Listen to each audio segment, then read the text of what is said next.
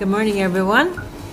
Welcome to our Cook County Board of Commissioners regular meeting on this day, Tuesday, December 16th at 10:32. We begin our meeting with the pledge. Please rise. I pledge allegiance to the flag of the United States of America and to the republic for which it stands, one nation, under God, indivisible, with liberty and justice for all.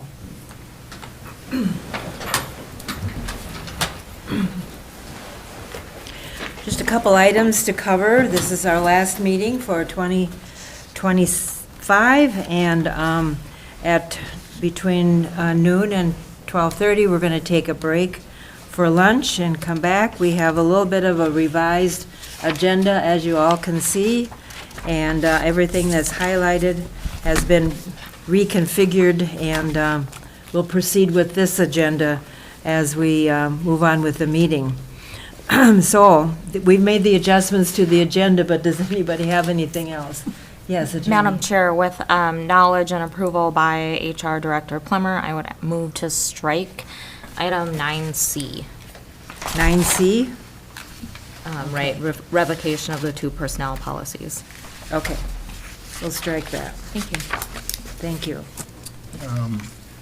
And Madam Chair, Yes. I had a, it's not fully formed yet, but just a little discussion. I guess if it's okay with Brady to put it under the auditors section, and this is in regards to late taxes and the penalties associated there. So it can be, like I said, it's not a fully. Do you want that before the budget and levy discussion? I think so. I Okay. think that would make sense. Okay. So the item would be discussing late taxes. Yeah, and particularly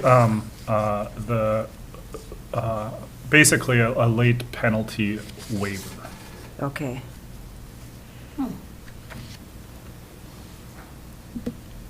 I'm going to try connecting to Kristen again.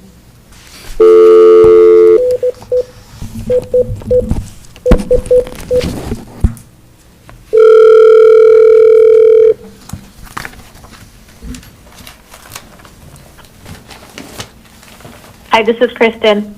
Hi, Kristen. Welcome back. Hi, Jana. Thank you.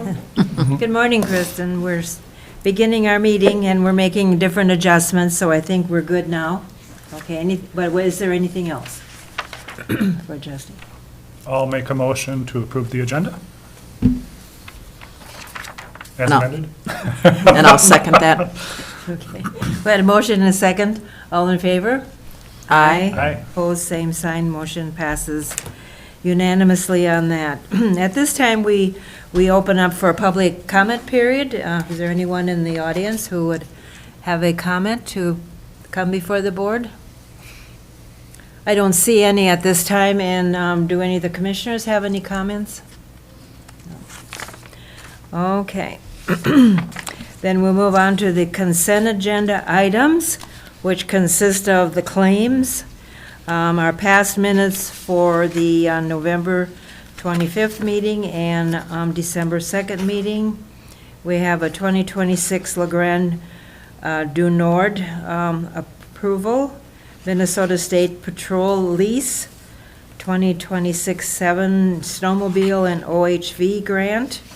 And then we have a donation that we added this morning from Cathedral of the Pines to the Sheriff's Office. We have a donation from the School District Club. We have an approval for promotion of Connor Ingram to Maintenance Worker 3. Approve a motion for Mark Buckman as Dispatch Jail Administrator. Correct and promotion and approval of Ben Hallberg. Appoint Joan Smith to Community Center Board and the Northeast Emergency Communication Board. Approval there. Anything that anyone like to pull? Commissioner Gamble? Madam Chair, thank you. I would make a motion to approve the consent agenda as a whole, as presented. I'll support. Any further questions? All in favor? Aye. Opposed, same sign. So we'll continue with presentations, but at 10:45, we will need to break for a public hearing in regards to fee changes requested by the Recorder's Office. So, in the meantime, we have a few minutes here to move on.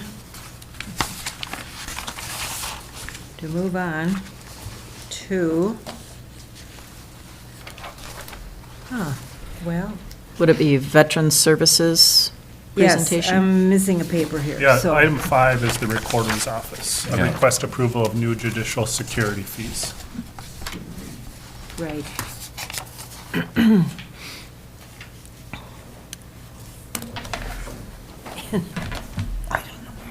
Well, in between waiting for, yes, the Recorder's Office. Oh, Good morning. Good morning. So we are here this morning to request the approval for a $75 fee each for the Judicial Security Real Property Notice, the consent to share private data notice, and the consent to release private data filing. And these are all forms that will go into effect January 1st due to the new Judicial Security Act. Commissioner Sullivan. Question, should not we have that item after the public hearing?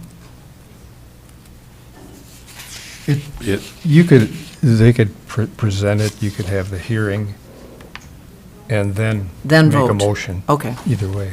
okay. The agenda might be stapled, like, I think one of the pages got flipped. Yeah, Yeah. The staple agenda, I apologize. So it's there, it's just on the back side of another page. right.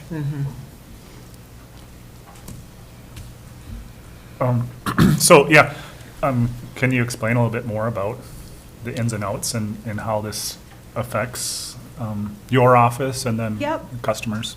Yep, so what they will need to do is file a real property notice with our office, and that will start the masking of the property.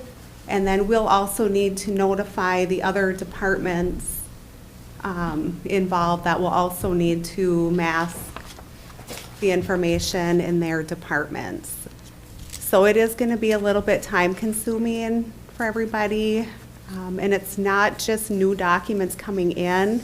We have to mask documents that are already recorded. So it's going to take a little bit of work on everyone's part to make sure that we are doing our due diligence to make sure that these properties are protected.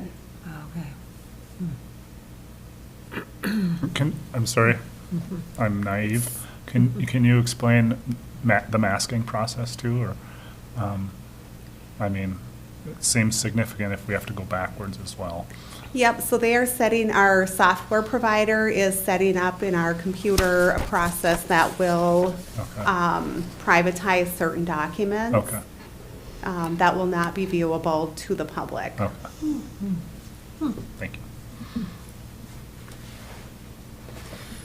Well then, excuse me, Yes.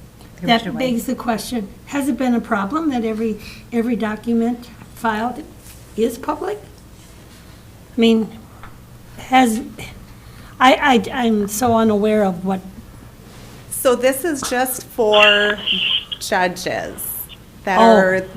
are able to apply for this security okay. at this time. There has been talk that other groups will be probably included in the future, but as of right now, it's just the judges. Okay, And So their- how we and their Yeah. spouse and children. Administrator Trouble? Sorry. That's okay. All right, if I can jump in just real quickly and just add a little more to the why behind this. So there has been some proposed federal legislation around creating a judicial security center because of, in the past, judges, harm that has been brought to judges is at the courthouse as well as at their homes. And so the state of Minnesota moved forward with this new legislation to ensure that their personal information and real property records are protected. So I just wanted to make sure that the why behind this was clear, and so that's our starting place. Yeah, that's Thank helpful. you. Thank you, Kristen. Commissioner Mills. Thank you. And maybe the rest of the board has heard a little bit about this too, but there is potential for elected positions. There Correct. have been concerns around that too. So this is addressing the immediate concern and kind of the immediate violence that that has happened, but the conversation will probably continue and just pretty interesting, sad, but I see the need as well there, how important it is. Commissioner Gamble. Yeah, thank you. So, yeah, appreciate the why component of this. So basically, what we're seeing out of experience is the need to put in place something that protects, at this point, a certain group relative to access to information. And so we're in response to that going to move forward to comply, and we're assigning a fee because of the work involved in having to comply. Correct. Yeah. Yes. Yeah. And so only the judges would have to pay $75 fee. Yes. Yeah. And is that a appropriate cost? That was suggested by statute, the $75 fee. And there's going to be 3 different forms. It'll be the real property notice, which is the notice that they will have to file with our office to start the masking of their property.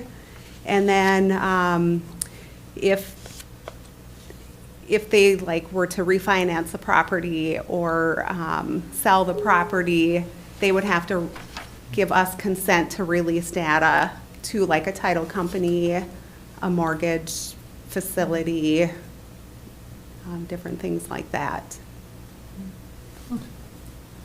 Commissioner Gamble. So, thank you, Madam Chair. Given your experience in the department, how often do you think this is going to happen? That you're going to have a request? So, in other words, how this impacts the department? You said it's going to involve time to do it. Do we have any idea of the incidents in which we have those requests? I'm not really sure how many judges own property in Cook County. Yeah. They could have cabins or, seasonal properties up here. So I don't know how many of these we're going to get in. Yeah. But it's something that I feel in the future, we're going to have more groups coming forward with this type of process, which will require, I feel, a lot more applicants. Yeah, okay. Commissioner Mills. And yeah, this is new, right? And so we're going to learn a lot, and we can adjust fees again if necessary next year. Appreciate you bringing this forward. Yes, thank you. Any other questions or comments? I think it would be time to move forward with our public hearing and then Sure. come back for a vote. Okay.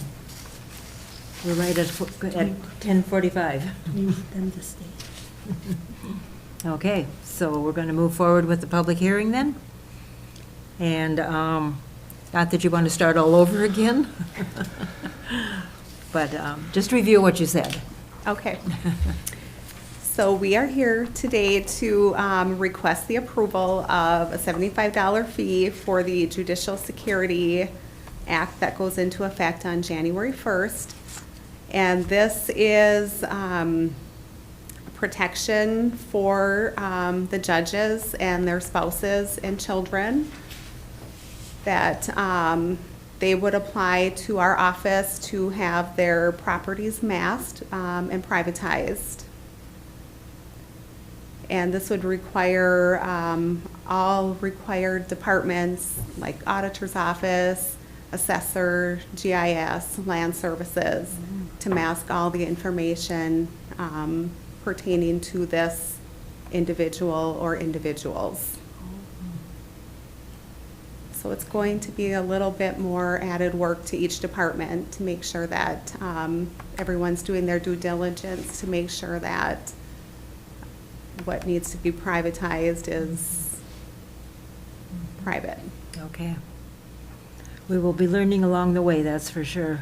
Commissioner Gamble. Yeah, thank you, Madam Chair. Just for clarification, how it works right now, if the responsibility for compliance rests with your department, then my question pertains to where are we vulnerable if everybody understands the departments that have involvement in compliance with this, that if it goes through your department, that we wouldn't have any vulnerability because the department, the way we used to do things, would have just provided the information, not knowing now that it's been, put in a classification to withhold that information. So, if you understand my question.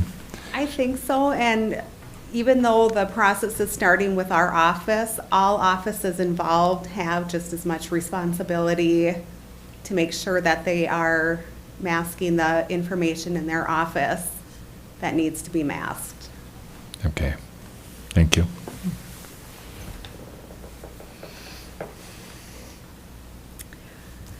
Any other questions or comments? Mr. Mills? So to your question, it sounds like there's a fair amount of vulnerability. I mean, if you relate it to IT, and just like every person who uses it, as a potential penetration, and so just training, right, is going to be a huge part of ensuring our compliance. And Madam Chair, and thank you for that. And my point was that if it originates at your department, the request, that other departments that are involved, whatever that might be, that because it's going through your department, you have the oversight relative to minimize any risk. So it's not like somebody would go to a different department and request this information and then just give it, not knowing the compliance requirement, because it has to go through your office. Right, and we have had a department meeting with everyone who will be involved in this process. Yes. And we are going to have another meeting soon to finalize everyone's workflow and how we are going to distribute this form to each department once it comes in, to make sure everyone that is involved gets a copy of it. And has the state defined consequences for noncompliance in an incident where maybe we didn't, comply with the full order, so to speak? There would be some liability. I'm not sure what the statute, I would have to look in the statute to see what that says. Yeah.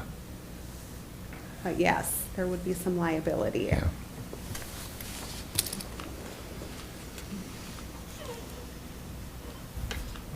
Madam Chair, I'd like to move to close the public hearing. Okay. There's no public to hear. Right? There's a second? I support. Okay. We're closing the public hearing on the new judicial security fees. And- oh, go ahead. Go ahead. Not it. Commissioner Gamble. Yeah, thank you, Madam Chair. Thank you, Commissioner Mills. So I would make a motion to approve the new judicial security fees. Support. Any further questions or comments? All in favor? Aye. Aye. Opposed, same sign. Motion passes unanimously. Thank you for Thank your you for work bringing on this up. this.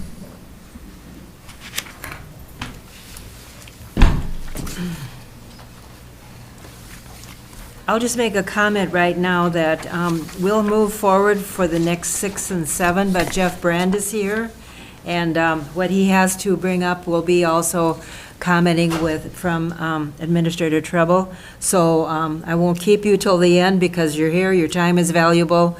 So, but right now, I'm going to invite the Veteran Services to come forward, Karen. And she has given us a handout, and she is here to give us information only. right, good morning, good afternoon, everybody. Good morning. morning. This is all going to be informational. The packet that you have is one that I had typed up specifically for Commissioner White. She had asked me some questions. So I'm going to go a little bit more in depth, but that's just kind of a quick summary of all the fun things I get to do in my day. So me as the Veteran Service Officer, my main duty is to advise, counsel, assist, and support Cook County veterans. And this includes the Grand Portage Reservation and their families in obtaining veteran benefits through local, state, and federal programs, and to act as an advocate on their behalf or direct and refer them to other authorized agencies or providers as needed. A lot of the different agencies here in the county I work with, we do a back and forth of referrals, which has worked excellent. I've probably used every office here between MIS and the attorney's office, not recently, but I have. So I have a really good working relationship with the people here in the offices in the county. Currently, Cook County is estimated to have 378 veterans living here in Cook County. Of those 378, 74 are Grand Portage band members, 345 are male with 33 females, and 175 of our veterans served in the Vietnam War. That's almost half of the veterans in this county. Yes, it's a very large population. So everybody knows here and the audience, because this does come up at times, is I am not a VA employee. I'm a county employee. And our county also has a tribal VSO, and that individual is state employed. And to remember, I do work with all veterans in Cook County. Now, the main reason that a veteran's going to come to me is going to be for what we call our VA disability compensation. These basically are a monthly tax-free payment for injuries or illnesses connect to service. They can be physical or mental. This would include someone coming in for a new disability claim, increased ratings, second conditions, appeals, and then dependency claims. What I have to do first for them is I have to confirm that they are eligible for these programs. So they have to have served on active duty for training, or inactive duty training. They need to have a current disability, and I also need evidence of this disability. So then, once we get that taken care of, it's time to start gathering all of our information, which can be very time-consuming. So evidence that is needed to send off with these packets will be service treatment records. That could show any injuries, illnesses, complaints during service. All the medical records, whether it's VA or private. Nexus evidence, which will tie everything together, which is the medical opinion stating these conditions are service-connected and related. Nexuses can be very difficult to get. They're time-consuming, and not all doctors are willing to do this. So I have in the past and currently, I will do the Nexus letter, and then I will present it to the physician who I have talked to, ask them if it's okay, if you could read this, and if you agree with it, if you would sign it. So far, I have had no problems with that, and it has been a godsend with some of our physicians here that are willing to do that. It's not something that you see every day. Along with that, lay statements from family, friends, if they're still in touch with their former veteran friends, statements from them and then, most importantly, a DD-214, which is the discharge papers. Once we do that, we will sign, I will have the veteran sign what we call an intent to file. This locks in the effective date of a claim, which could come in as far as being back pay. Just because we filed it today does not mean I'm going to get an answer for anything the next day. These processes can take anywhere from, let's say, a couple weeks to months. So we want to make sure the veteran gets everything that they are awarded, and that's why we do the intent to file. We want to make sure that, you know, this is the month, this is the year that they will look as the original date of claim. So then, and that also gives us a year to submit the claim, which is important. It's not always easy to get a hold of records. Sometimes you need almost that full year to try and gather everything. So it's nice that you have that time to really build a solid case so they will not come back and deny it and then we do the repeat again. So then when we're doing the claim, we submit the claim, then the VA will review and gather their evidence. Then if the veteran is going to need a physical or a medical opinion, the VA sets up what they call compensation and pension exams. And these are not done by the VA. They used to be, but they are not anymore. They're done by independent contractors. And for Cook County, pretty much everybody goes down to Duluth. They may go to Superior, but they don't go usually don't go any farther than Duluth. And they will get paid mileage for that also. So then the examiner will evaluate the severity and the possible connection of what they're claiming. So it's very important that, obviously, that the veteran attends the appointments. Then, once you're waiting, it could be a week, it could be months, when you're waiting for that decision, that's the hard part. You know, everybody wants to know right away, and I want to know right away.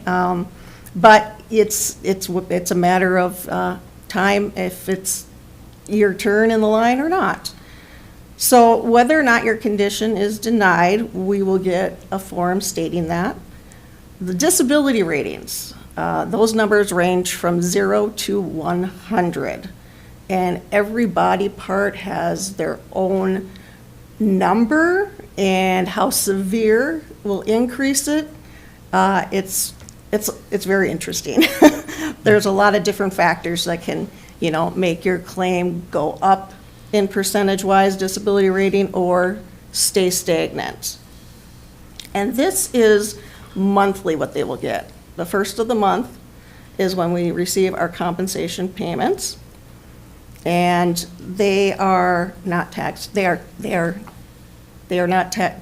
You don't have to pay taxes on these, which is really nice. A lot of people, this has been life-changing for them. If we get the claim decision back and we disagree with what they have to say, we have a year from that date to come back with new evidence to try and get the claim pushed through. So that could either be supplemental, which is like the new evidence. They have higher level reviews, which is no new evidence, and somebody there will just look over it. And then there's the Board of Veterans Appeals, a judge reviews. I have only had one of the Board of Veterans Appeals. Otherwise, it's normally supplemental. So then, this is an ongoing process with each individual veteran. Once we do that and they get their rating, I'm not done with them. I can be working with them for forever, basically, how long ever they're here.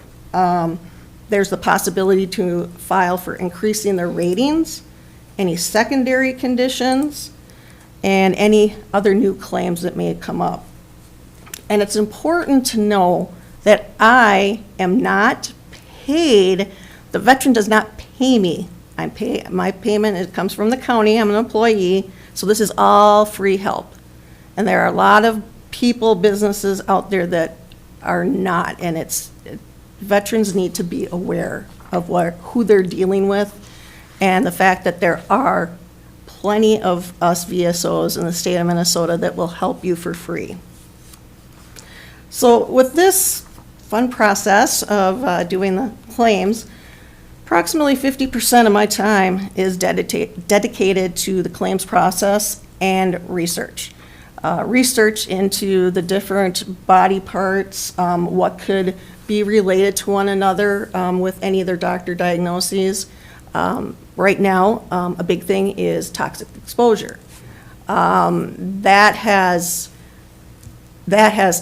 been a very time-consuming when you're trying to connect something when it wasn't during wartime. Even if it was during wartime, it doesn't mean that it is already out there saying presumptively, yes, they're conceding that this toxin is associated with this particular illness or disease.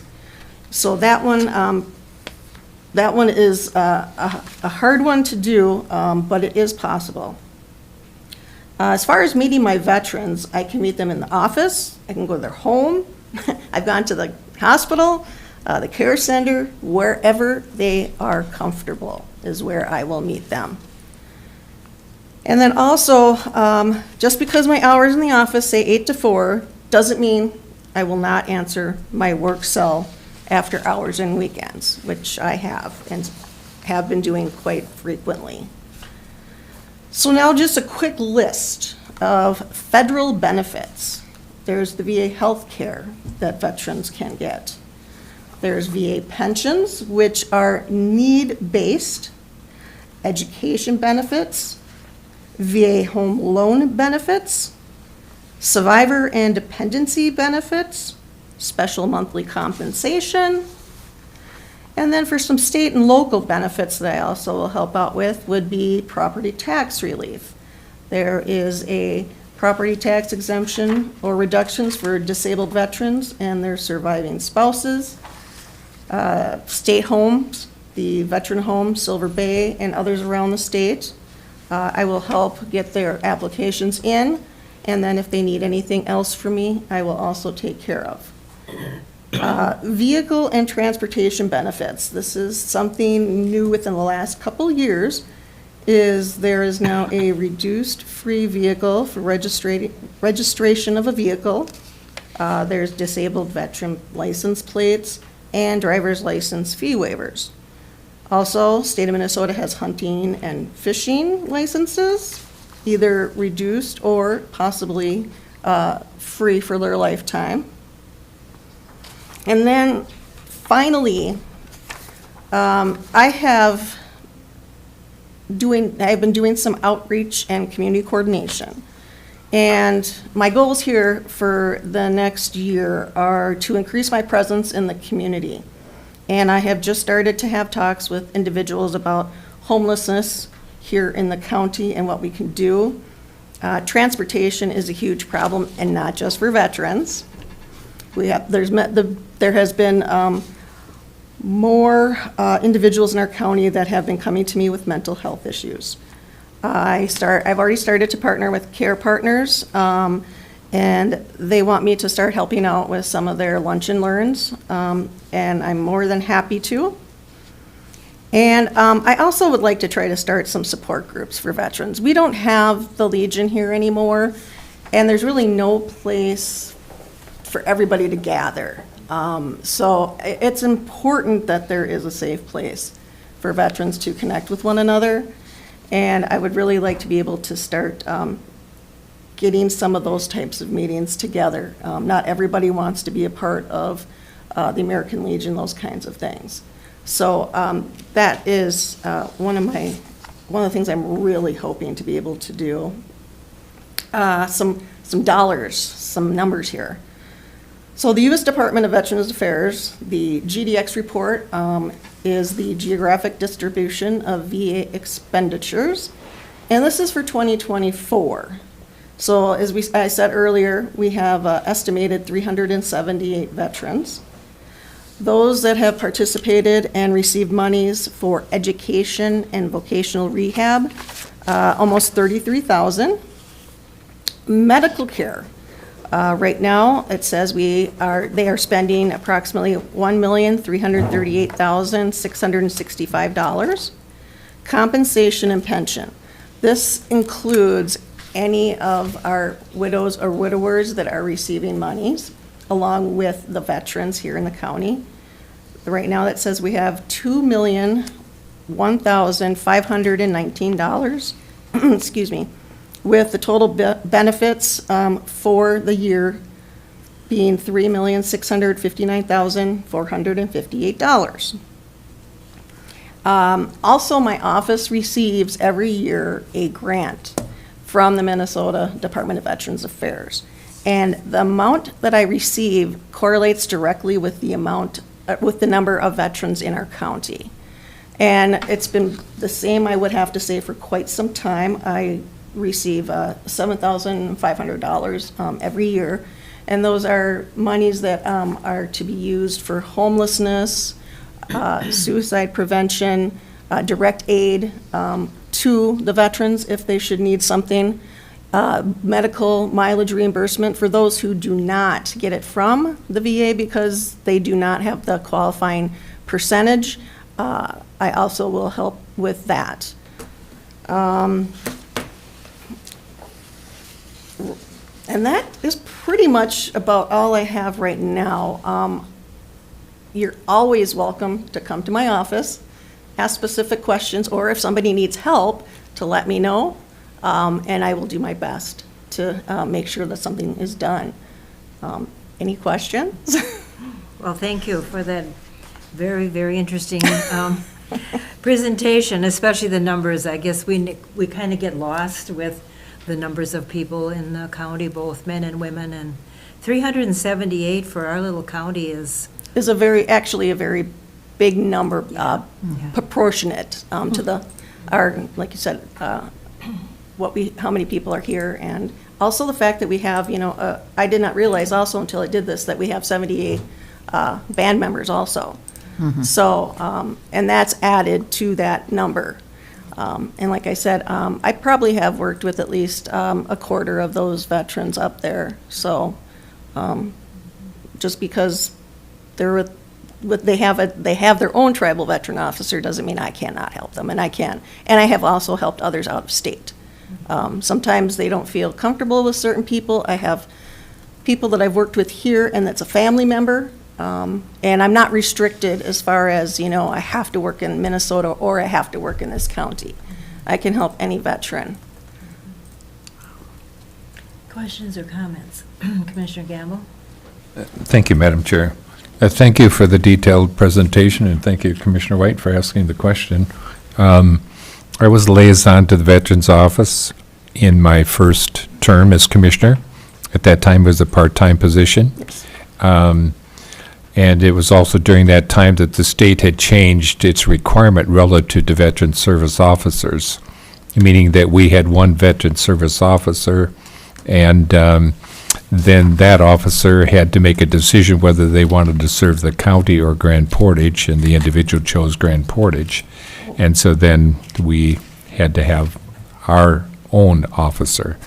It would be interesting to look statistically at, and I appreciated the comment because some of the questions that were coming to my mind in your presentation relative to how much time you spend, filling out paperwork and stuff, for casework load. And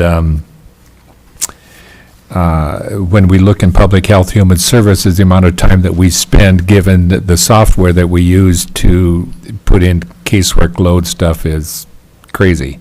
And so anything where we can find efficiencies in doing that, but understanding how much of your time is devoted to that casework processing is important. The other thing I would say is that putting forth a request that is well-informed ensures that the veteran is more likely to receive the benefit. And if what we submit hasn't been thoroughly documented and researched, then that tends to have an effect on whether or not the benefit is going to be there. So I appreciate getting it right the first time to ensure that the benefit is there for the Veteran Service Officer.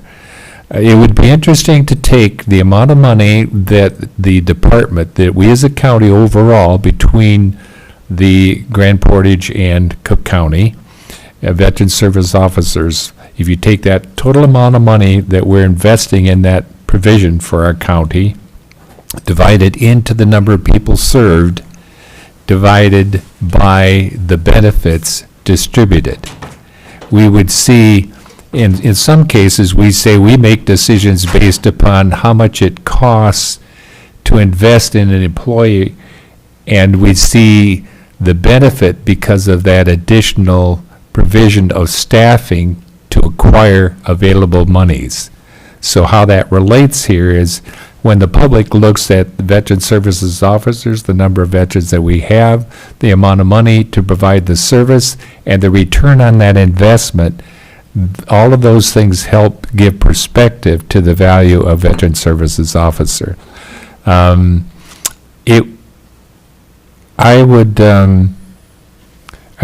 also like to know, in your experience in the position, what you have seen in change in accessibility and responsiveness from the Veterans Service Department. Well, I will have been doing this job now for almost 4 years, coming up in February 7th, which I will need to be reappointed to. But honestly, it just kind of, there's no rhyme or reason. Things were taking so long about 6 months ago. And now all of a sudden, things are taking less than a month. And personally, I would have thought of the complete opposite. So I have no clue what has changed, if it's something the state of Minnesota is doing, but there really is no rhyme or reason. I've had, unfortunately, people in the past have waited months, 6 months, a year. I worked with a veteran now for, before I came in, but we finally got him approved, and it took 5 years.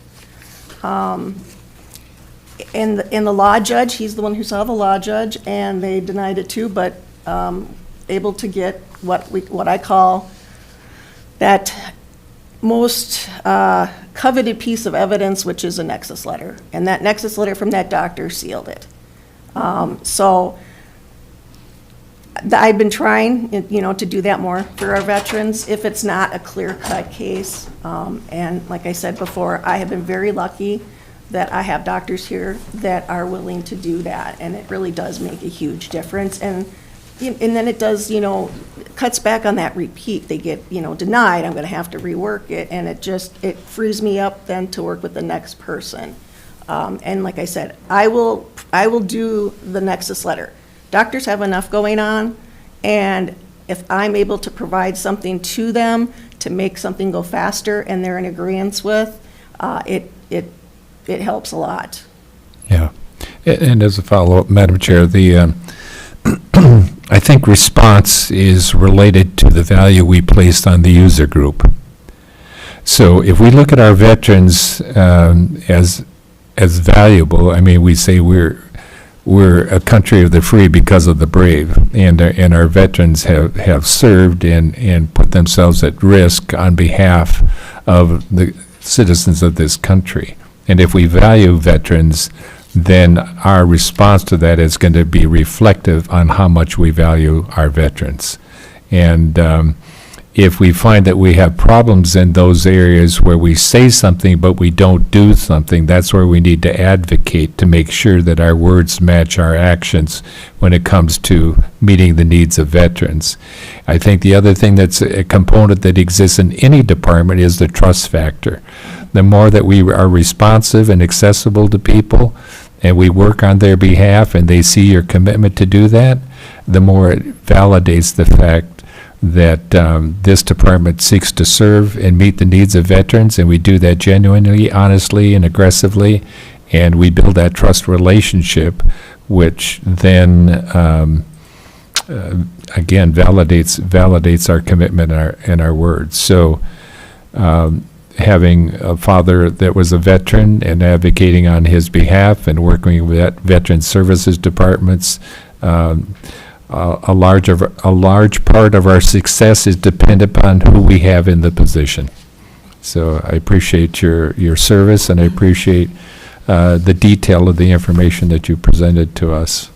The other thing I would say is that $7,500 figure has not changed since the inception of this position. Okay. And, we as commissioners are often voting on things that are mandated, that are not funded. And to the extent that we value and see the importance of something, there should be dollars dedicated, and those dollars should change. The criteria that defines that should change to, again, reflect the value we place on that particular user group. Any other questions or comments? Commissioner Mills? Just wanted to express my gratitude for the work that you do and the services you provide and the passion you bring to it. Thank you. Really appreciate you. Oh, I love my job. Well, thank you so much for the presentation. Yeah, you're Appreciate it. welcome. And like I said before, if you have questions, concerns, anything at all, please, stop by and see me. My door is always open, and I'll talk your ear off. Thank you. Have a good day. Thank you, Karen. Thank you, you too. Administrator Treble, are you with us? I am, Chair. I'm going to go ahead and skip over to your section 11, only in regards to Jeff Brand, who's traveled many hours to get here. And we're going to precede him ahead of everybody else for right now. So Jeff, you want to step up to the microphone? And Administrator Treble, do you have an introduction here? Sure, Commissioner. Basically, I just wanted to let everyone know that Jeff is here to present on, or bring forward an updated property description for a parcel that they are hoping to provide to Habitat, Hamilton Habitat, for affordable housing. So I'll just turn it over to Jeff. Good morning, everyone. Hope Morning. you're warm and not so frosty like it is outside. It looks actually pretty nice. So I'm really happy to be here today to talk about something that you may have remembered if you go back to January of this year. There was a conversation about giving a parcel of land through conveyance through the HRA to Hamilton Habitat for the purposes of building some more housing at the affordable level in our community. And when the survey happened, there was a time of transition, both at the HRA but also at the attorney's office. And so when the surveyor went through the process of surveying, they did their level best to kind of guess where they wanted that southern border of that property to be. And they selected within the confines of the town ditch, also known as Nature Boy Creek. And that was to maximize space and also give an opportunity, if so be that the area needed to have some sort of a retention pond created because of runoff, that there would be an outlet. If it overflowed, it would go into the creek or the town ditch, however you want to call it or how you classify it, and the water would continue to keep going down into Lake Superior and everything would be fine. But when the HRA had a conversation about this in April, when we had the up at bat, so to speak, to convey that property to the Hamilton Habitat through a public meeting, City Administrator Roth kind of came up to us and said beforehand, please don't give away half of that area of land that also is where the water kind of runs off through the community. And so that gave us a little bit of pause. We did continue to go through with the actions in the meeting, but then we started kind of in the background in the last couple of months. We've been having meetings with the county highway engineer, with the city of Grand Marais, and what we came up to was having the opportunity for what we have before you here today. So basically what we're going to do is we're going to convey that property, sans Nature Boy Creek / the town ditch. And that will allow us to actually conduct the final conveyance. We'll have to have a public meeting again through the HRA in January, which is fine. We'll get that in the newspaper well in advance. But by approving this action today, this will allow us to do that. And then sometime in, the end of January, first part of February, we'll actually be able to do the conveyance finally with Hamilton Habitat. So they can start looking at construction. Do you have any questions for me about this? And Madam Chair, can I jump in real quick and just add some additional context? Yes, go ahead. So I just wanted to let the board members know as well that I did run this by our assessor's office, our highway department, and land services as well, and they did not express any concerns. Okay. You agree, Bob? I agree.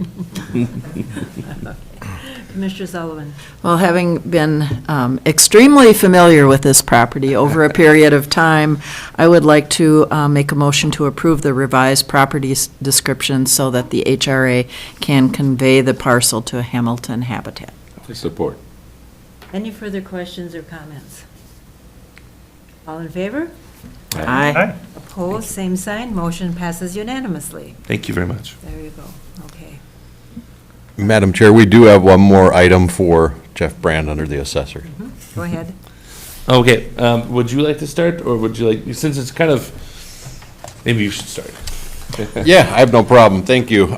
So Jeff approached about there's a parcel that we had received in the land exchange with the Forest Service back in 2019 as part of a second or third phase of the Birch Terrace. Is it Birch Terrace?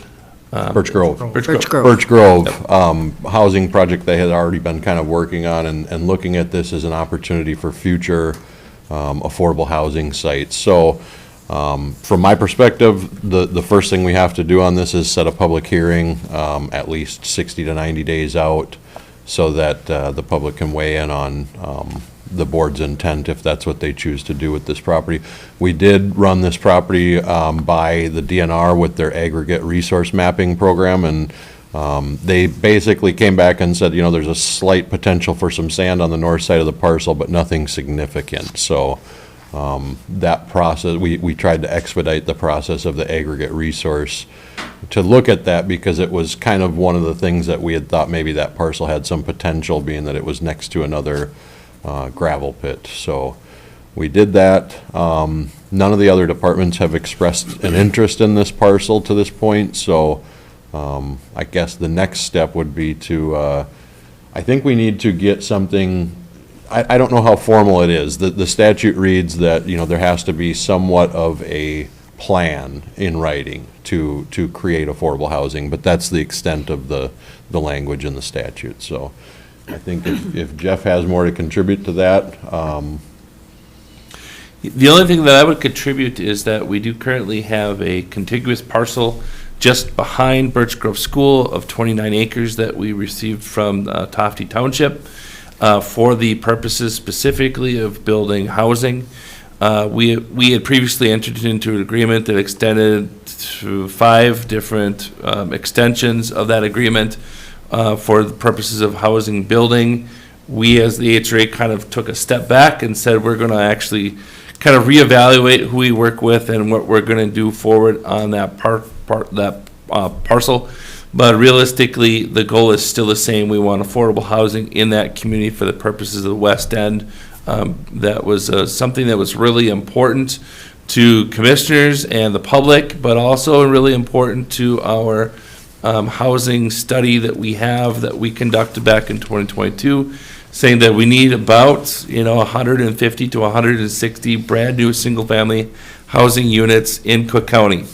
And so that 29 acres that we have is somewhat compromised, I suppose you could call it, because of wetlands by about half. And then, of course, we've also got some easements with Birch Grove School.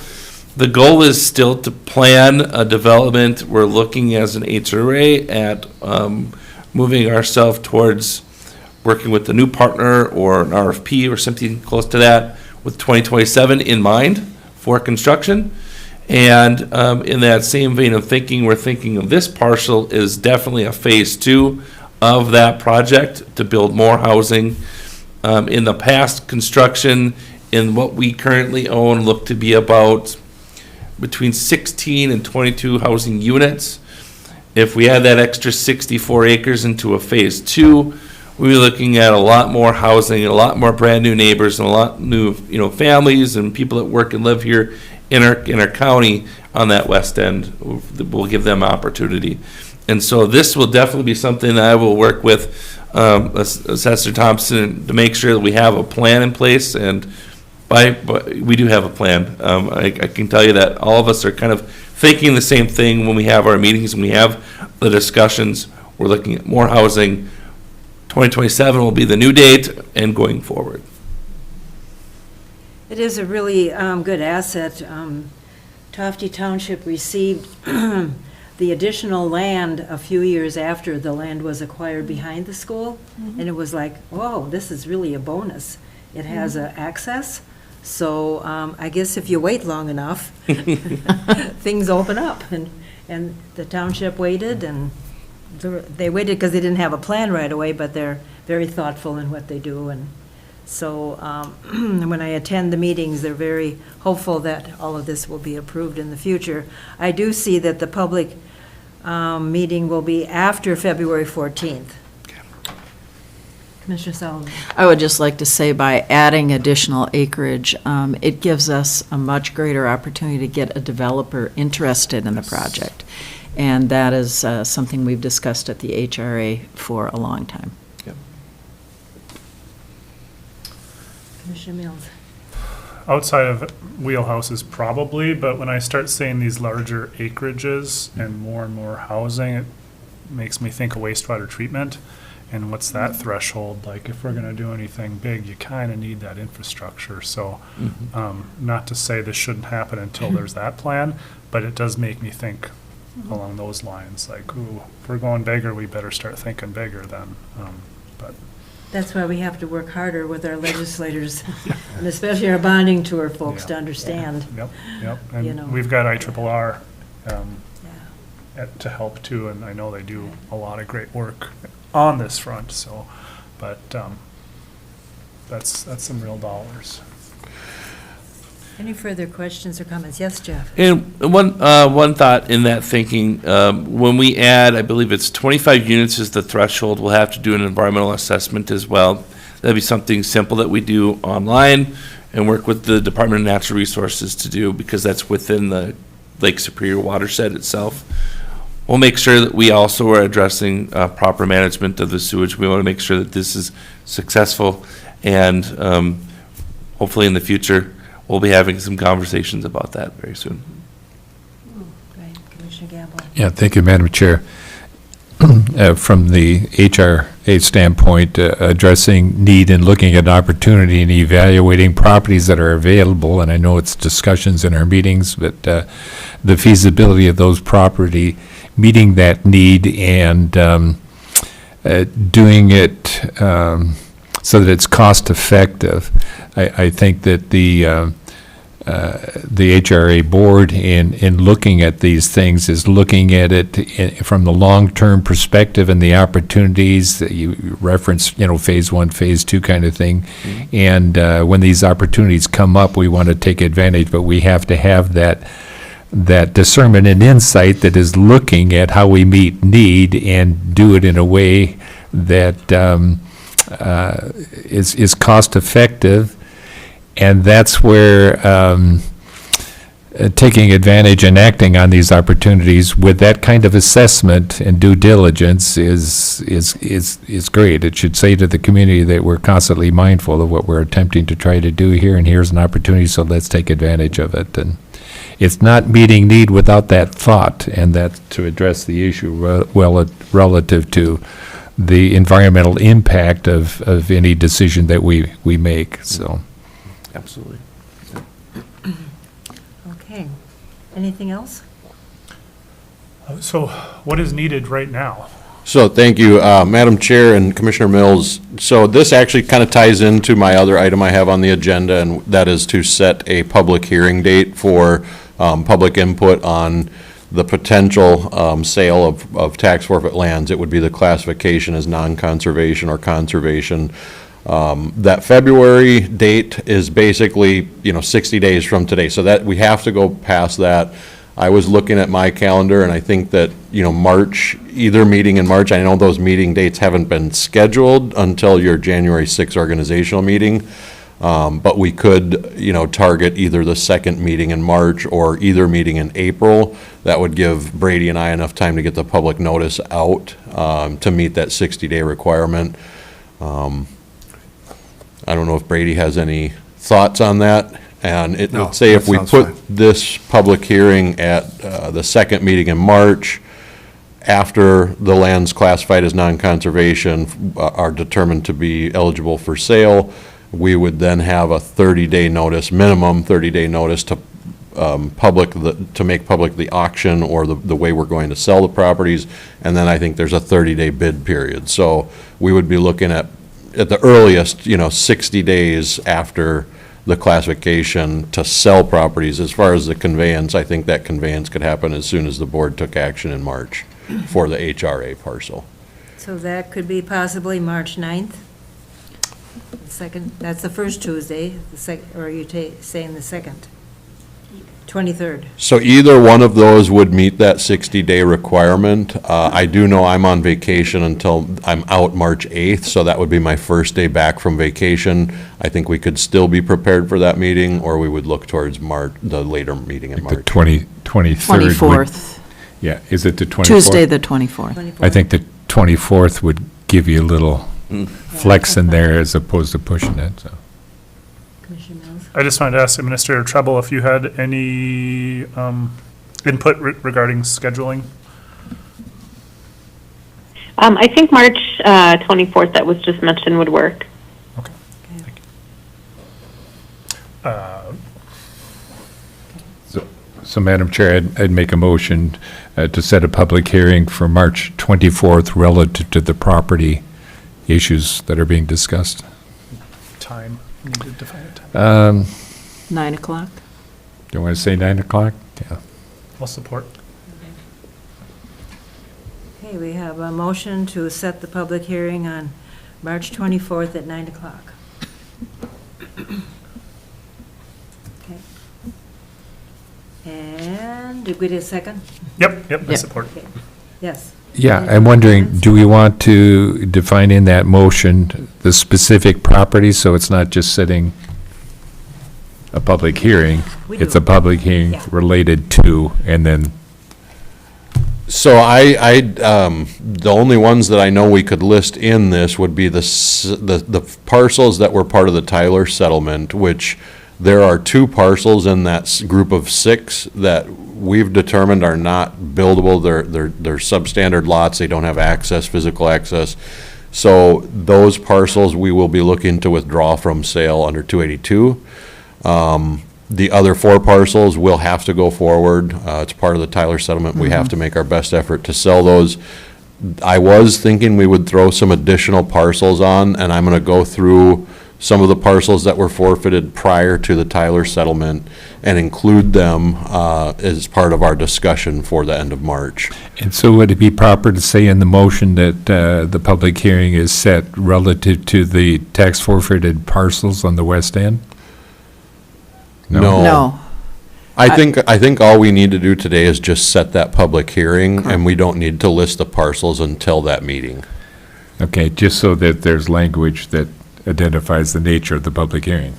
Yeah, it's a public hearing to classify tax forfeit lands. Okay, thank you. Okay. Any further questions or comments? I'll call for a vote.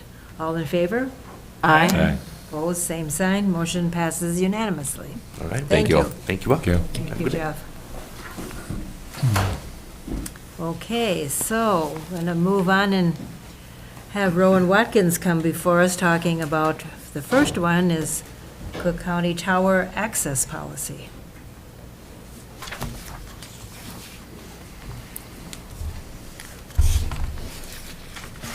Good morning. Good morning. Good morning. So, this is really just looking to formalize an existing process that we've had in place for a long time related to how we access public safety communication towers that are not on county roads. So we're not the road authority of the road that we need to access to. And like I said, it's a long-standing partnership that we've had with those individual unique road authorities, whether it's the Forest Service, the DNR, Grand Portage, and the Highway Department. And so as an example of things that we've done in the past was, there's a road that we can't get access to. It's the maintenance standard for the authority, governing authority, say DNR is a minimum maintenance standard. They don't have funds allocated. They're not ready to do the work on that road. But because it's important to us to be able to access that equipment and infrastructure that provides public safety communications, it's how we page out firefighters and ambulance services in the middle of the night. It's the radio communications that our sheriff's office, firefighters, ambulance, search and rescue, highway department, Arrowhead Electric, schools, you name it. They all rely on this equipment and infrastructure.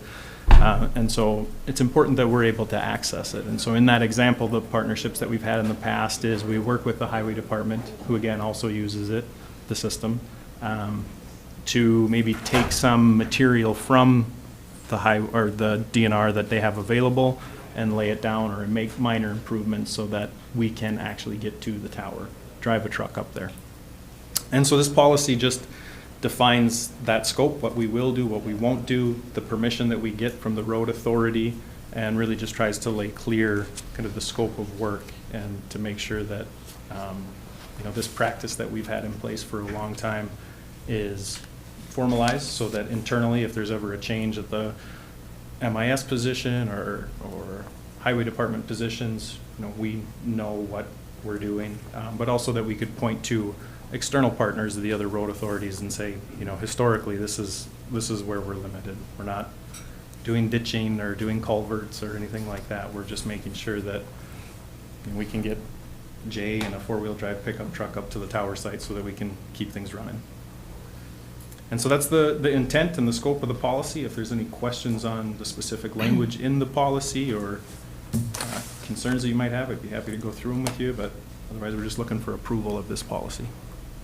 Questions or comments? Commissioner Sullivan? I'd just like to indicate that we had a very lengthy discussion at the Highway Advisory meeting last month. Commissioner White was there also, and thorough support from the Highway Department, and really glad that we're formalizing what we do. It's very important. And with that, I'd like to make a motion to approve the resolution for the Cook County Tower policy. Support? Any further questions or comments? Commissioner Mills? Yeah, I just want to bring up that this is a new policy, and we're going to be having larger policy discussions about old policies and updating policies. And so, just looking for input again from Administrator Treble, if you've got any comments there or concerns or strategy. Thank you, Commissioner Mills, and I fully support this policy, and I did talk with Rowan about adding some language to the beginning of the policy to make it consistent in terms of look and feel as we move forward with the rest of the policies. And as you mentioned, just for all the commissioners to be aware of and the community as well, is we are looking at all of our policies with the help of our HR team, and have a plan as we move forward to ensure that we're updating policies as needed, that we have all the policies that we need as a county, and then also putting them on a schedule for looking at them in the future and revamping them as necessary. So there will be more information on that coming in the future. Thank you. Thank you on that. Commissioner Gamble? Yeah, thank you, Madam Chair.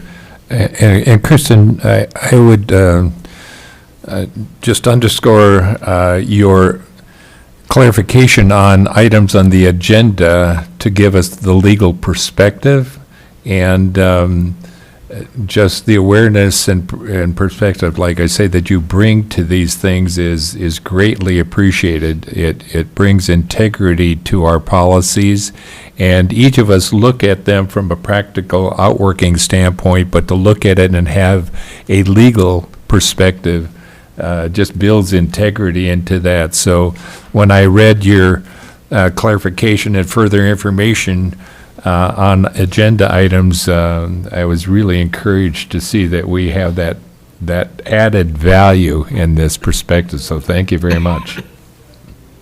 Thank you, Commissioner Gamble, and I'm certainly leaning on our county attorney and her team for those aspects as we move forward, so that's really helpful as well. Yeah. Any further comments or questions? All in favor? Aye. Opposed, same sign. Motion passes unanimously. Right, thank you. The next item that we have is 2 agreements for our 4-year cycle of high-resolution imagery or pictometry. These are the flyovers that we do.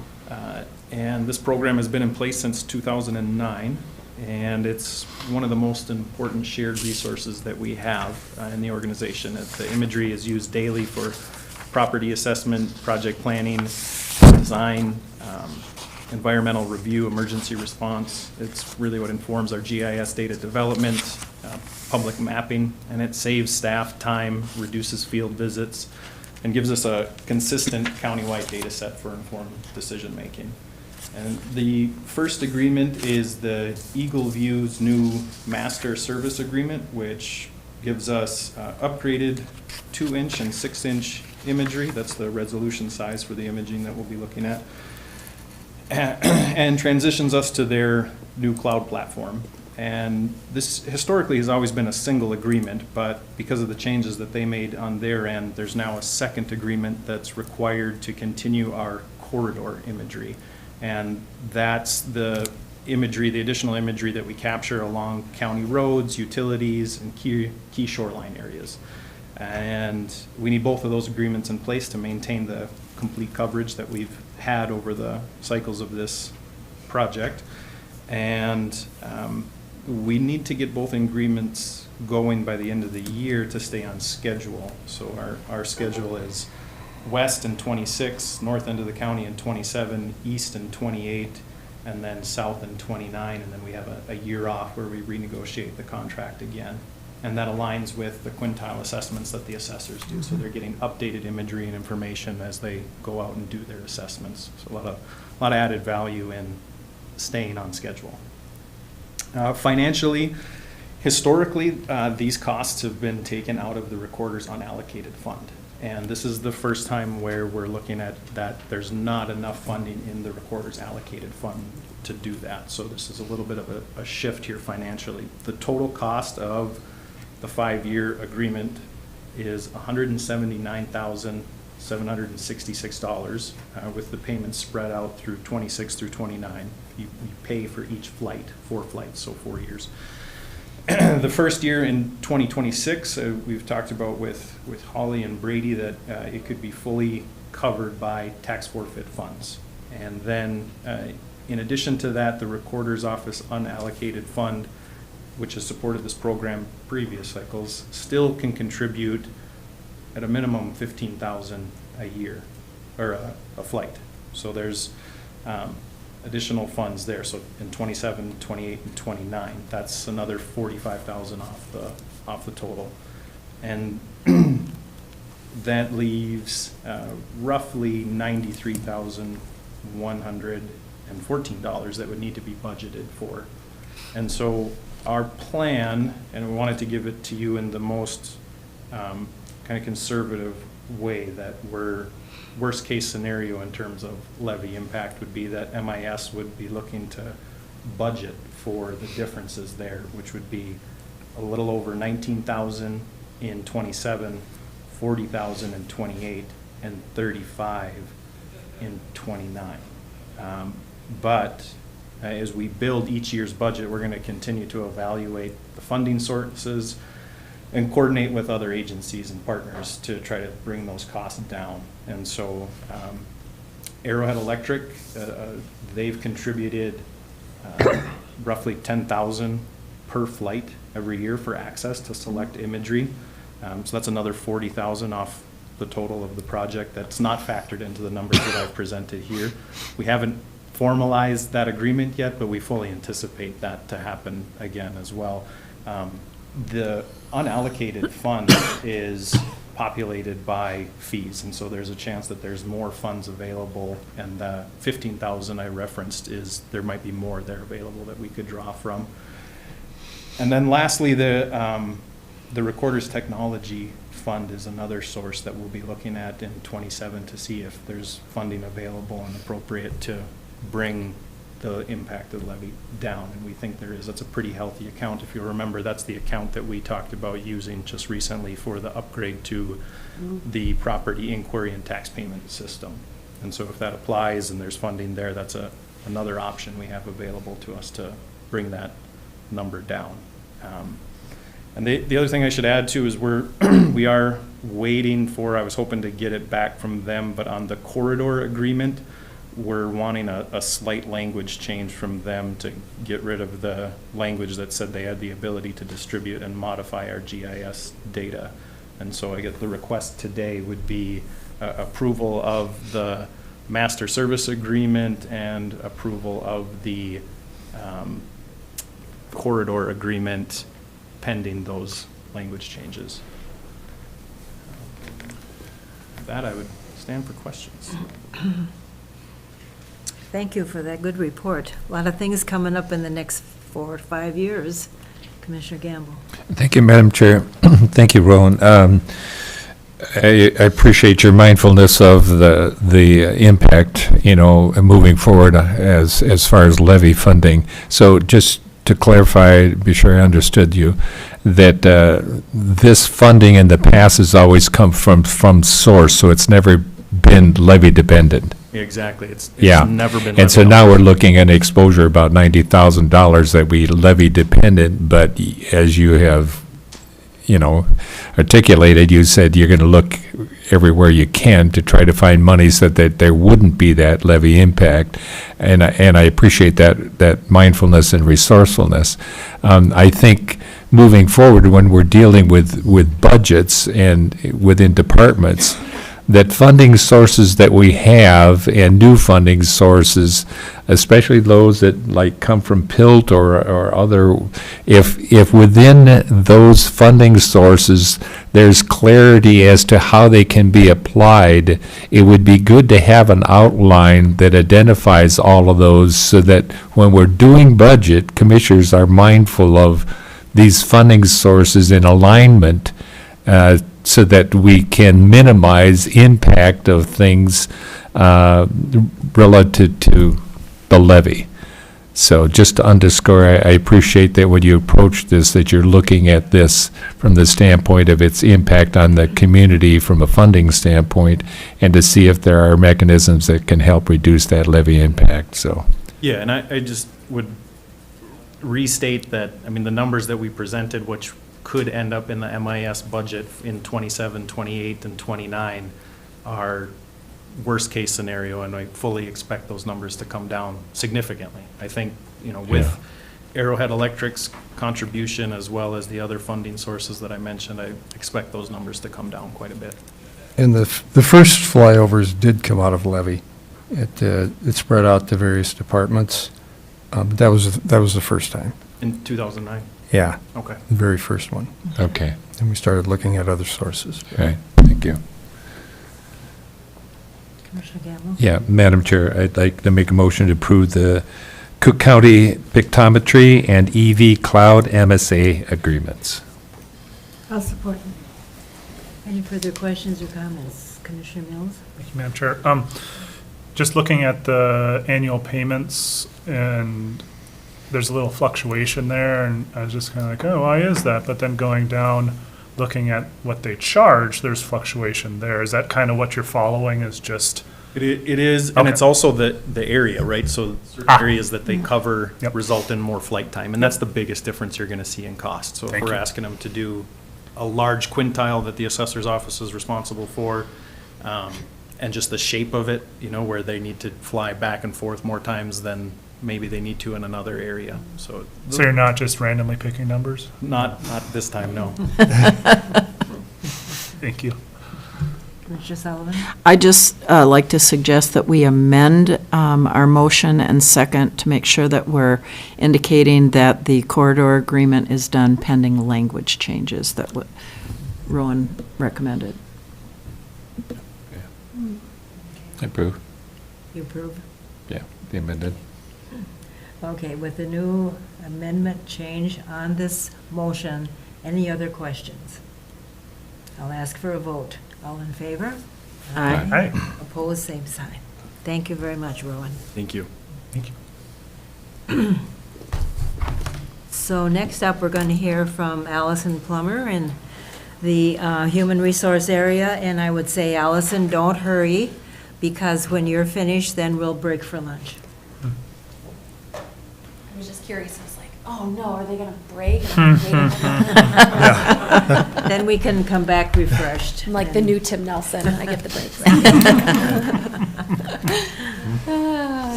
All right.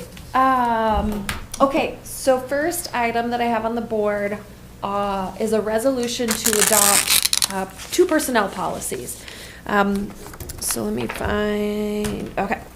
So with the implementation of Minnesota paid leave, which will become effective January 1st of 2026, there was a requirement for us to take a look at our current personnel policies in addition to creating a new policy that will be for that implementation of the paid leave program.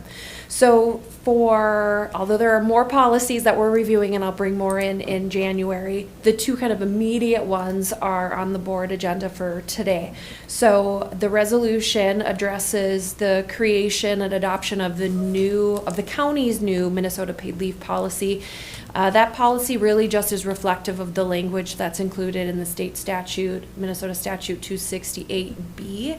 And then just some of those few kind of considerations that were up to the county to decide how we wanted to implement. If we wanted to do one thing or not another, we had some leeway in the statute. And those things, most of those things were identified in those MOUs that were approved at the last meeting for the 3 bargaining agreements. However, so this is the countywide, the overall policy for that implementation of that program. And then because of the new paid leave program, we also reviewed our paid time off policy, or I should say our paid leave policy. And one of the big changes that I'm recommending in that policy today is a name change. Because even just talking about it, we've talked about these policies at our personnel committee, and it gets confusing talking about the new paid leave program, the new Minnesota paid leave program, and then we're referring to our paid leave. So to try to help eliminate some of that confusion going forward when we're referencing the different benefits in the programs, the policy reflects a name change to paid time off, or a lot of people already use PTO, we refer to it, so we're just making it official. Really, there aren't any other changes, revisions to the paid time off policy. There's just a little more meat. There were pieces missing that there's now language in the policy that matches past practice, but was not written down into the policy. And one of those things that I can think of off bat is consecutive years of service. When we look at longevity and the increase in accruals, that the PTO accrual increases based on your continuous years of service, not if you work, leave, come back, leave, come back. It's not that accumulated time of service. Questions or comments? Sounds like a good acronym. PTO? MNPL? Whatever. And I would All the like to acronyms. point out, it is PTO in the agenda. It says POT. This is not our cannabis reference. This is paid time off. You can look at things I thought it was so- paid off time. PTO. I know, it's like the one spot that the letters got reversed. I don't know. I feel like those eyes just skip over those things. I thought I wasn't going to point that out. I did it for a little levity. It's been a long I day. looked at it this morning and I was like, are you kidding? I didn't catch that. So given that, I would, The actual policy says PTO. oh, okay. Well, given that, I would like to make a motion to, by resolution, approve the paid time off, PTO, and Minnesota paid leave personnel policies. Support. Any further questions or humorous comments? I'll call for a vote. All in favor?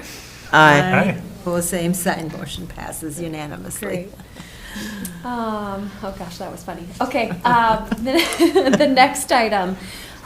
This is a resolution establishing a holiday. This is a very unique situation. And this was raised by County Administrator Kristen. We were sitting in a personnel committee last month, and we were talking about our different policies and what we're looking at revising. And it was mentioned, or the attention brought to the fact that there's been confusion around Christmas Eve and the practice of previously, I'll kind of get to the background of how things have changed, but either closing the courthouse previously at noon or now it's a full day, but it's not an actual declared, recognized, paid holiday for staff.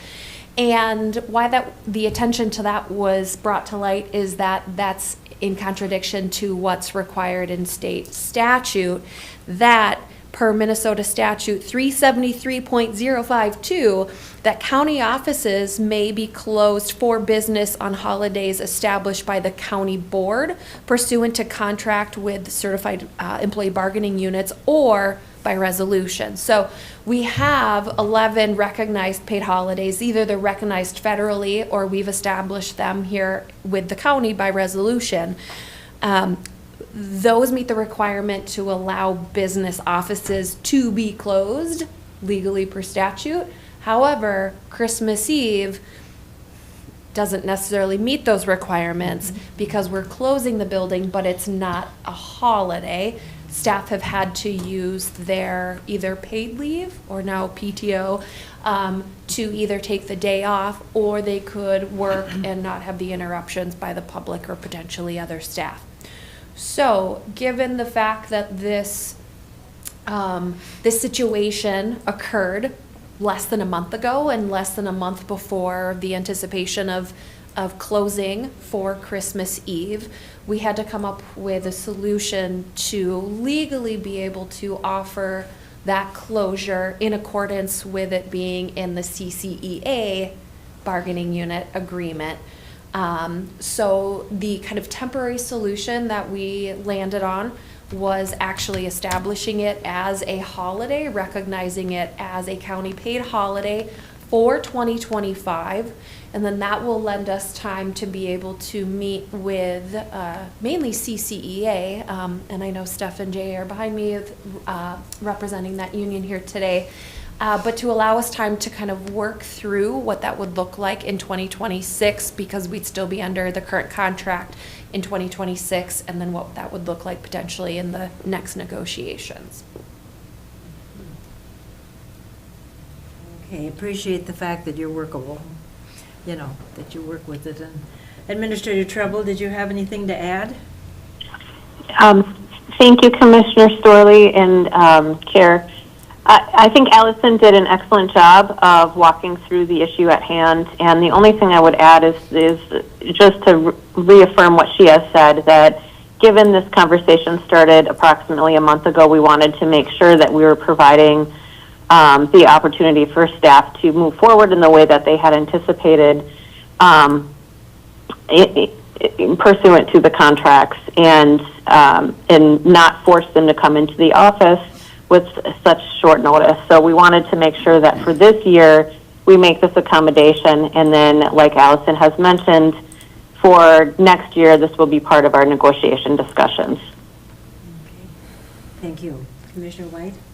So does that mean that this year, the employees will be paid for taking the time off, or will they have to use their PTO to not come to work on Christmas Eve day? So if it's approved and designated as a paid county holiday, it would be paid by the county. It would be like any of the other holidays that are paid out. Staff would not be required to utilize their personal PTO to cover that day off. And Commissioner White, if I can jump in here, the reason for that would be a paid holiday for them is that's how we can be in compliance with the statute. Okay. Commissioner Gamble? Yeah, thank you, Madam Chair.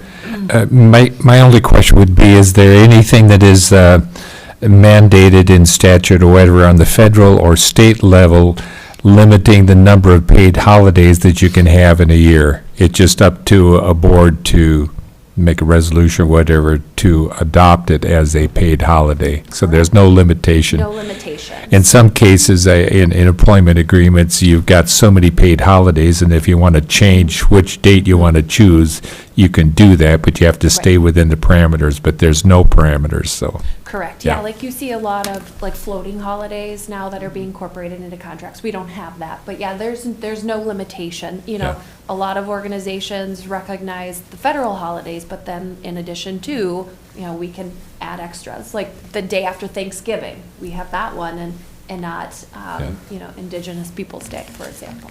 Thank you. I just wanted to make a motion to approve all three resolutions for CCEA, LELS, and the 49ers. I will second that. Any further comments or questions? I'll call for a vote. All in favor? Aye. Opposed, same sign. Motion passes unanimously. Just consider it a stocking stuffer. Oh, Yeah. that's very nice, yeah. The staff will appreciate that.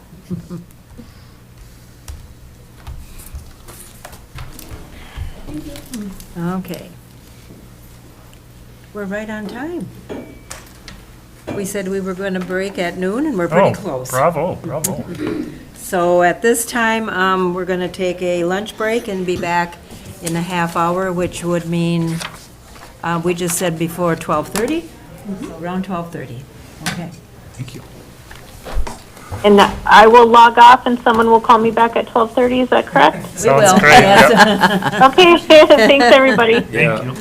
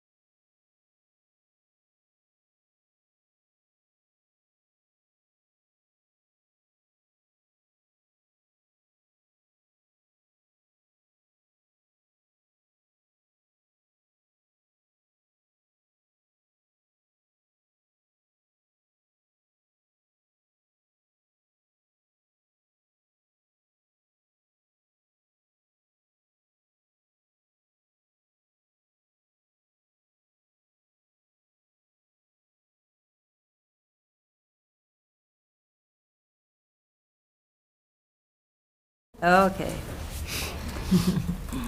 Good afternoon. We're back at our board meeting, and now we're going to be getting down to some real nitty-gritty here on discussing our levy and so forth. But I think I will ask Brady to go ahead. Let's do the designation of the polling places, and then we'll have that out of the way. Thank you, Madam Chair. So this is asking you to designate our polling places for the 2026 elections. And this year, we're asking to change one of the polling places.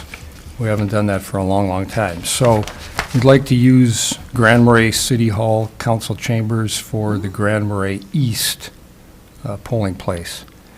And the rest are the same as they've been.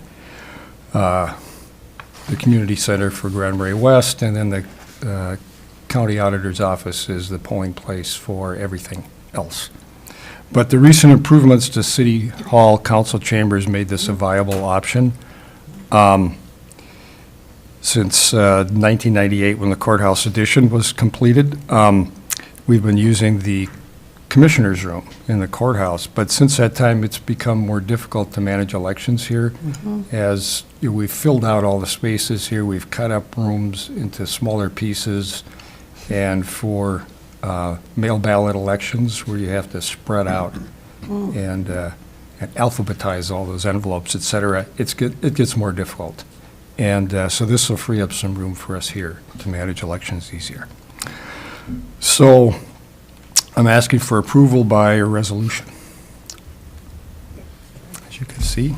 And how will the folks will have some information well ahead of time that those in the Yes, eastern we have part? to, Yeah. right, we have to publicize that in certain ways, and we'll follow statute to do that.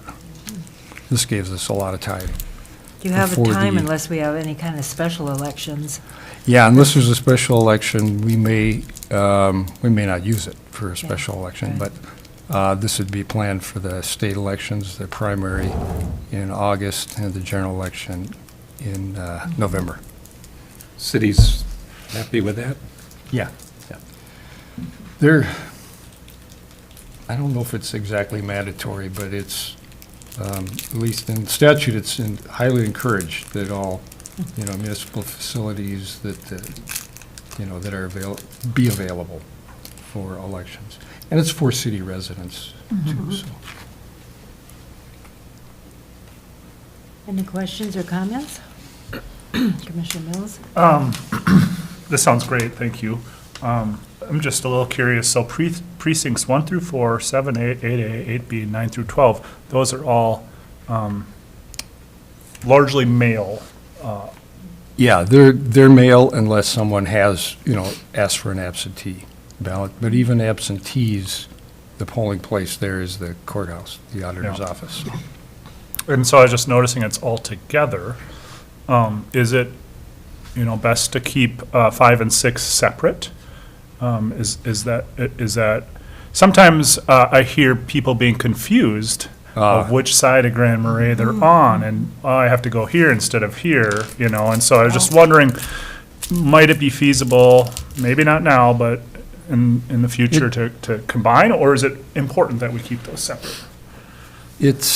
No, you can combine polling places, but in a heavy election, we like to keep the size down, but when they vote in person, that might be viable, but the spaces aren't that large, neither one of them, at peak times. Yeah. So we'd evaluate that, but that's a good thought. Commissioner Sullivan? Madam Chair, I'd like to make a motion to approve by resolution the designation of polling places for use in any election held in Cook County beginning in 2026. Support. Any further questions or comments? All in favor? Aye. Aye. Opposed, same sign. Motion passes unanimously. Yeah, Madam Chair, so this came up at the last meeting, but county commissioners, if they're going to make a change to your salary or per diems for next year, it has to happen this year. So that's by statute. And state auditors encourage us to do this by resolution, even if there are no changes, just to document it well. And I've put in the packet a resolution, and this is just last year's resolution, so it shows 2024, and it shows that you made an increase of 2.6% based on the CPI for Midwest urban consumers. And now it's up to you to make a decision, either at this meeting or you could call a special meeting if you can't come to agreement at this one. I think in our discussions in the past year or so, we've looked at the CIP and just see what. Capital Improvement Plan? Consumer Price CPI. Index. CPI, yes. And that seemed to be kind of a fair way of looking at things. Does anybody have any other ideas? Commissioner I Sullivan? just looked it up, and, 2.99%, Three. 3 is typically what is reported, yeah. Yeah, so if it's at 3%, that's about 33,000? Yeah. Commissioner Gamble? Right now, we have, for background, as a placeholder, I put in the 2.75 that all the staff had as an increase, just as a placeholder, so that whatever decision you make, if it's less, it'll be a cut. If it's more, it won't be much of a difference from what's there now, so. I think one of the reasons that we started the discussion was we looked in the past salaries and so forth, and there had not been any updating for over 8 years. So that's why we had the discussion last couple of years. Yeah, the base salary hadn't changed from 2003 through 2021. It Yeah, was 18 years. 22,394 for that 19-year period. And then you've made the small changes. The one larger change, we did a CPI and a 3,600. But other than that, it's been a COLA or cost of living, CPI. Commissioner Gamble? Thank you, Madam Chair. In bargaining our union contracts, and I don't know if this is still the case, but with our 3 unions, then whatever was determined with those, that the staff, the other staff, we just tied it to whatever we bargained. So, and what is that classification of employee that is not in the union groups? What do we refer that to as?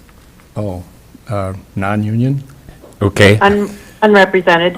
If that's what we're still saying as the non-union, so is it, and it used to be that the policy was that if we negotiated the union contracts, we just take the non-union and apply that. That's been the practice for quite a while. Right, and so if you look at the last negotiation, what then did the non-union agreement that we, based upon our practice, what did that end up being percentage-wise?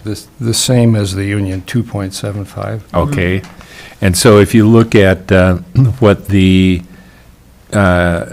consumer, I looked at it last night, right, that's 2.8.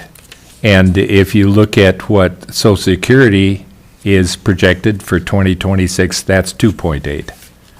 And there was some discussion about, I received, correspondence from citizen just saying that if the rate that a commissioner would get is higher than the rate that's negotiated, that didn't seem to be, something's acceptable. My, moving forward, if the board said we should do what we do for the non-union and just make it whatever that ends up being, you could do that. From my standpoint, just personally, I would, given the financial situation that we're looking at, I would not recommend an increase. I think you run into problems when you have, 18 years? Where you do nothing. But I think by example, to departments when we're talking about, boy, look at the challenges that we have, trying to do more with less kind of thing. I would be comfortable not making an increase. But that's my perspective on it, is just to say that maybe we should just tie it to the non-union moving forward, and then it's consistent, and it seems to be what's good for the goose is good for the gander, but. I would support that. Yeah, so would I. More comments? Agreeable? Madam Chair, if I can make one comment? Yes. I did some research on small, medium, and large counties and what their commissioner salaries are as well, and I would say that we're pretty low in comparison. There are a couple counties that are around the same rate as what we're at, but overall, I would say we're definitely at the lower end. So I just wanted to share that information as well. Thank you. Commissioner Mills. I appreciate you looking into that, Administrator Treble, and I'd like to have more conversations about that next year. And, yeah, when we've looked at it in the past, you do need to look at what the per diems are to factor that in. 'Cause Benefits. some don't have per diems. I don't know, I don't have much background on that, but I know in the past, there were some that didn't or didn't have as much as we did, so. Correct. Commissioner Gamble? Thank you, Madam Chair. I did a comparative study on commissioners' wage and per diem in comparable counties, and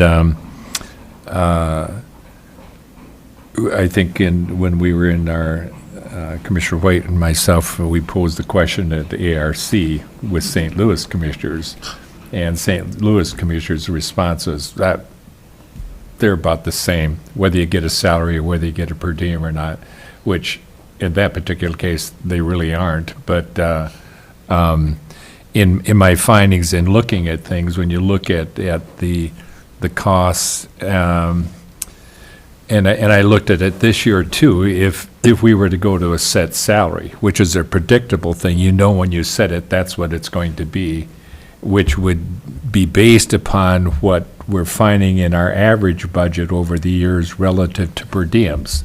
So the board could make a decision, and to Commissioner Mills' comment, if we were to look at this, you could look at it and say, do we want to just set a salary that's a constant, as opposed to the variable that comes with per diems? And that's something that could be looked at. But anyway. Yeah, I don't know about constant. I think we have to review it because things change. Sure, but what I'm referring to in the constant is not setting it and letting it ride. I'm saying that the policy would be that we would become a county that pays a set salary that gets evaluated and not salary plus per diem. That's what I'm saying, suggesting we could look at that. I think it would vary though too, quite widely, depending upon how much travel we do. Well, travel is, Well, that's per diem. travel is independent of per diem, but just looking, the other thing that if you were to have a set salary, what assurances have you put in place that commissioners participate at the level, that is required? So, to Commissioner Mills' point, I think it's good, multiple things that we just evaluate. It's always good to step back and take a look at it and then see, have we set it up the best way? What are the positives and what are the negatives of any evaluation, so. Commissioner Sullivan? Thank you, Madam Chair. I would agree that looking at it regularly is important to do annually. I would say if we, in the future, were to consider a salary, that it's very important that we look at the commissioner assignments. And it's not just about travel. Travel is part of it because travel is something that's required for our AMC policy committees. But in addition to looking at our assignments, thinking about how regularly they meet, what kind of a time commitment it is, that type of thing. But I would suggest that if we move to a salary in the future, we look annually at balancing those commissioner assignments. I would agree. But again, to Commissioner Mills' point, it's like everything, we should take some time and look at these things, and we've got a number of things that have we just sort of let it ride, and it runs on the rhythm that we're used to, and we haven't evaluated. And the comment was made, I think, I forget which agenda item it was today, but we haven't revisited this since 2021. Well, if you want to look at our contract relationships with the city when it comes to law enforcement, things like that, it's been not 2021, it's been, if you want to talk 18, 20 years, whatever, and that's just not realistic. So I think we operate in good faith with common sense, which just says we should revisit these things and make sure that they're fairly aligned. Okay. Mr. Mills? One other data point I wanted to point out that I appreciate Brady including in this item is just the median income in Cook County is estimated at $54,000. I'm really curious, I mean, the site is listed there, but I'm really just curious about where we can dig into that more. But I'm excited to have a more thorough conversation in the next year, just about all of it. I'm not sure I like the idea of just having a salary. I think having the per diem is a great accountability tool / motivator to be involved, and just I want to thank the commissioners that have taken on more. When Commissioner Sullivan and Commissioner Johnson were looking at our assignments and the distribution of that, it wasn't very equal, and I've really personally noticed a better ability to do the job when it's more evenly distributed. So I just appreciate the work that commissioners have been doing.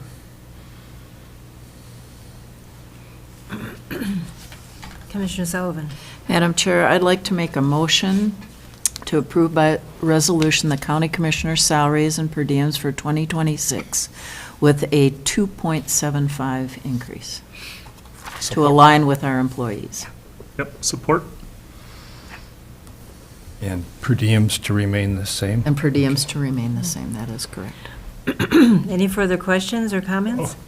Commissioner Mills? When did per diems start and change? I'll have to look at that. Okay. I think George Washington. Yeah, that was something I Yeah. mean, we've kind of talked about it before, but we haven't, and we certainly need to add that into They the were conversation, split. but I don't feel They were equipped to They were address it. split at whether you did it locally Oh, yeah. or drove out of the county, and then it morphed into, but if you had multiple meetings locally, Yeah. equivalents to one meeting in Duluth, and things like that, and it ended up with what we have now. No. Okay, I'll ask one more time. Any further questions or comments before I ask for a vote? Okay. I'll ask for a vote then. All in favor? Aye. Aye. Opposed, same sign. Motion passes 4-1. Thank you for the conversation. To be addressed definitely in the future. So now, Commissioner Mills, did you want to talk about the late tax penalty waiver? We didn't talk about where that was going to occur. Is that okay, Madam Chair? Yeah. Thank you. And so this came to my attention, and Brady's got way more context than I do. But it came to my attention from property owner in District 3 who had a number of disruptions in their life, including the passing of a spouse and then apparently a close friend who had a medical emergency, and was late on property taxes, and was surprised at having a late fee. And their argument was that I've paid property taxes on time for 10 years, or I don't know if it's longer. Why can't Cook County just have the same system as Ramsey County? And I think they kind of went back and forth with Brady, and Brady said, well, it's a board decision to have that kind of system. It's not in a department's purview. I was through my conversation, I was under the impression that it was automatic. But looking into it more, Ramsey County has a request form that you fill out, and it's pretty beige, like one-time only penalty waiver. And all it needs is the property ID, owner of the property, owner/taxpayer, mailing address, city, state, zip, address, name and address of party requesting the waiver, role of the company, if that's applicable, and then property address.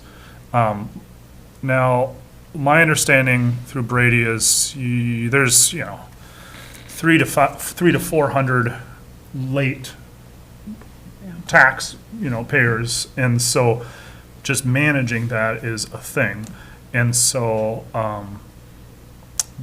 to Brady's point, there should be some sort of documentation or something, kind of qualifying that. Yeah, but, I could elaborate a little bit. Please. So the board approved a policy a few years ago, and policy, this is late payment or penalties, and this is in the current year, and I think that's what this request was. I think so. Once it gets to delinquent, there's different state rules. Yeah. That's where it's Hardcore. not as easy Yeah. to change, but the policy says hardship due to documented tragedy or casualty. Examples are life-threatening medical condition, death of property owner or immediate family member, making the position of the penalty unjust. The other one is claims of lost check accompanied by copy of the dated stop payment order with the claimant's bank if a payment is lost or in the mail, or if the taxpayer presents positive proof, such as a copy of the check register, certified check, or other means of payment. And for the hardship that they document meaning like you have something from the medical facility, from the clinic, from the doctor that this actually occurred and so forth. So, and I think if this is the same one I remember talking to, and I said that is, and if you could submit that information, I'll take a look at it. I don't know if it was an immediate family member, which is what's in the policy, but if it was an immediate family member and they had some documentation, but they didn't want to provide that. It was like, bothered them to have to do that, so. Yeah, and I think we're talking about the same individual property owner, Yeah. and they're pretty upset about it, not about the money, but just the principle of it, and, the Ramsey County one does not require any documentation, and I don't think that's unreasonable to require some documentation, but this individual asked me to bring it before the board and make this request to see if we're willing to change the policy. I said it would be very out of the ordinary for us to either A, do a one-off, or B, change a policy like this without a really deep dive. And we have a number of policies on the docket to review. And so I didn't give them great hope, but I wanted to start the conversation and at least present it before the board to make you aware of our current policy as well as potential other policies. So I guess that's as far as I need to go with it right now, but I guess the individual wanted me to advocate for not having that late fee, and I don't know that I can do that in good faith. I think we need to have a strong policy, so. Commissioner Gamble? Thank you, Madam Chair. I appreciate the conversation. I think it's important to underscore that our policy is not driven by looking for revenue sources. Sure. We would rather have the taxes paid on time. And if you don't have a policy that holds accountability, then you're going to run into this problem and you're going to have to be babysitting it. On the other hand, the human component of it is something that we certainly would want to demonstrate. So compassion in circumstances where we want to demonstrate that we're very human. I think it's important to have a policy. So for my clarification, do we have a policy now? If we did, then it seems this individual would just, appeal based upon policy. I read from the That's the policy policy. that was approved. That's what I wanted to clarify. So it's in place. Does that policy require? Yeah, it does. It Yes. requires Documentation. substantiating. Yeah. And so in this case, it seems that the individual is saying we should have a policy like that. I think the individual is asking for a policy that does not require documentation. Oh, yeah, I would not be opposed, I would be opposed to that. Yeah. I think that, It is I- a I- one-time thing, a one-time waiver, and Yeah. according to this, you can't have done it in the last 10 years, yeah, but still, I feel like there should be some documentation, but yeah. this person, sounded offended at the idea, and I didn't fully Yeah, understand. well, but, here's the thing. I often refer to the fact that we see the outward appearance, but we don't know the Yeah. motivation. And I'm saying, I think that the board's policy is a motivation to combine accountability with compassion. And the provision is there, but to substantiate, to avoid fraud or abuse of policy, I think that there needs to be documentation. And if an individual needs some assistance in understanding how to achieve that, we're certainly willing to do that. So I think we can bend over, but I think without the accountability, it opens us up, and that's problematic. So respectfully, I would just say, I think our policy is in place, and if there's anything that we can tweak, but I would not. And I think that it might be, Go ahead. that offended that we wouldn't just believe the person. I mean, just in whatever, as Commissioner Gamble said, we see the outside and we don't know all the turmoil or whatever else is going on. But how confidential is that information? That's my question. Like, if someone were to walk it in and show Brady and he'll go, yes, applies. And does that have to stay on record someplace, or it just? Not per the policy. So it could just be shown to someone with the authority to say yes, and then take your documentation home and it's done. It's not something that would become public. Bob Thompson has joined us, so Bob, And the other, go ahead. go ahead. So, yes, thank you, Madam Chair, and I did miss the beginning of the conversation, but it sounds like we're talking about an abatement, a potential abatement. This is the abatement of late penalties or interest, not property taxes. Okay, And this Not is, from this, fire. this is at the end of the abatement policy that was approved a few years ago. So this is just the current year yeah. penalties. So we do have in our policy the requirement of a hardship for going back more than current year taxes. We have had it in the past where they'll provide information to satisfy, proving that there is a hardship, but we don't bring that information to the board to protect that information from the public. Also, if this is a homestead, Brady and I do have the authority to just approve that abatement without going to the board. So that is potentially an option I don't know if this property is a homestead or not, but. I'm not sure. I don't think so. I can't remember anymore. It was a So while the ago. decision rests with your department? So at first, any abatement that comes before us, Brady and I have to approve it. If it is a homestead and they're only asking for current year taxes, then Brady and I can just administratively approve that without board approval. Okay. That's in our policy. Anything outside of a homestead or beyond the current year would require board approval. We did discuss potentially setting a $10,000 administrative amount, but actually the board discussed it and they wanted to continue to bring those abatements Without before the board. disclosure of the individual? Yes, and that's When it comes happened. before the board? Yep, so the abatement, it would disclose the property. It wouldn't disclose what the hardship was. I mean, there's all kinds of different hardships that we feel would qualify. Basically, if any hardship that has prevented this individual from either appealing or paying those taxes. What's your sense of the policy as it stands? Well, we did revise it. I actually revised that with Attorney Hicken. I think it was in 2023, maybe. So we went through it with a fine tooth comb, and I feel like the policy fits kind of what our needs are for that policy. It protects it. So like you say, if we get claims, they have to be somewhat substantiated, and that this isn't just a route to avoid paying a penalty or interest. And what problems would you see if we were to say that there doesn't have to be any verification, that somebody just asks?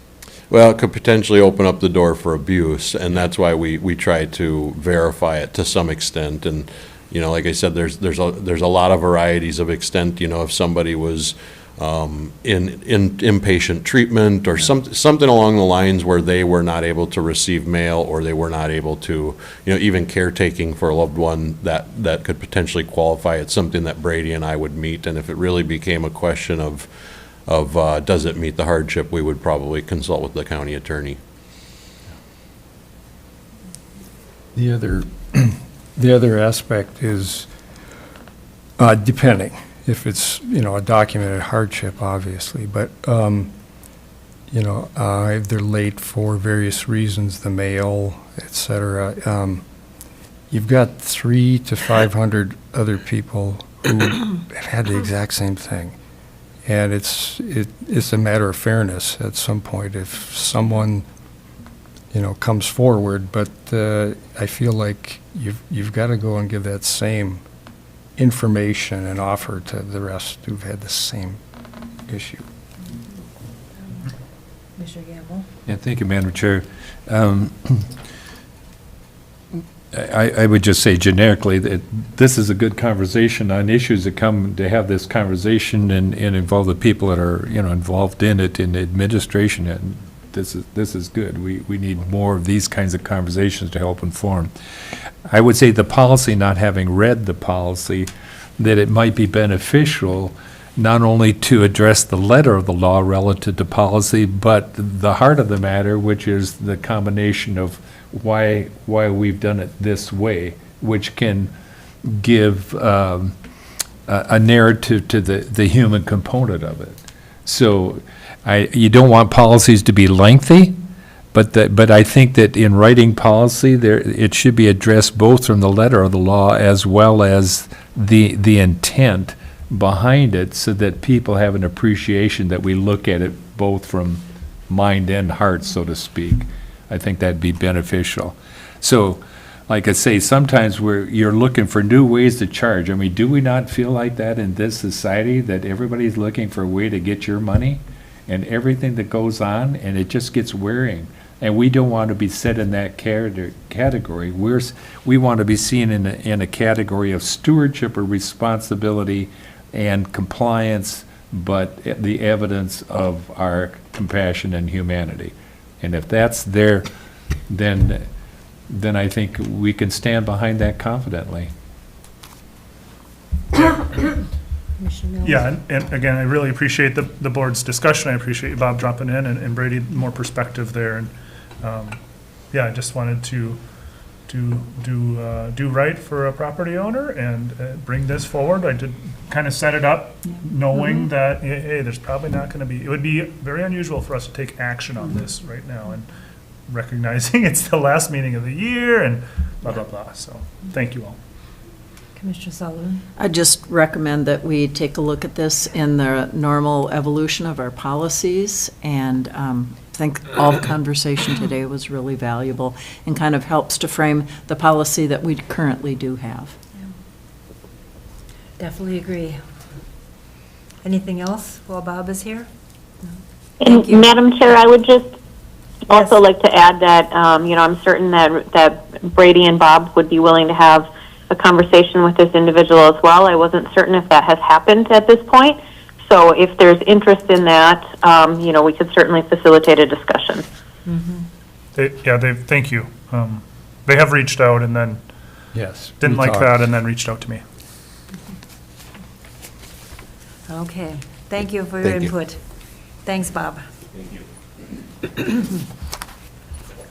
Okay, was there anything else on the side that anybody wanted to bring up? Okay, so getting into our discussion of our levy and our future here, future going 2026, future going 2027. We've received a multitude of information from department heads. Brady has passed on questions that people have asked. And if you used a spreadsheet, I hope you had a pencil with an eraser because it's constantly changing. So I will ask Brady to kind of lead us into perhaps one of our final discussions here. Yeah, thank you, Madam Chair.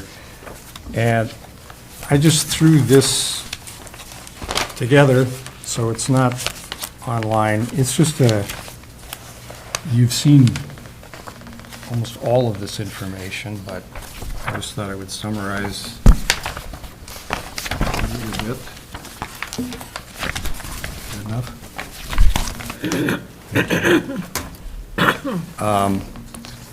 First of all, we approved a proposed levy on September 9th, $13,780,000, and that was 7.57 over fiscal year 2025, and that included our 2.5% cost of living, the 11.8% health insurance increase, the payments for the 2024 capital improvement bonds, the 2025 jail bonds, maintenance equipment for snow plowing, capital reserves for community center assets, shared position for auditor and recorder's office, new family paid leave program, and we had a significant increase in our liability and work comp insurance and other various increases.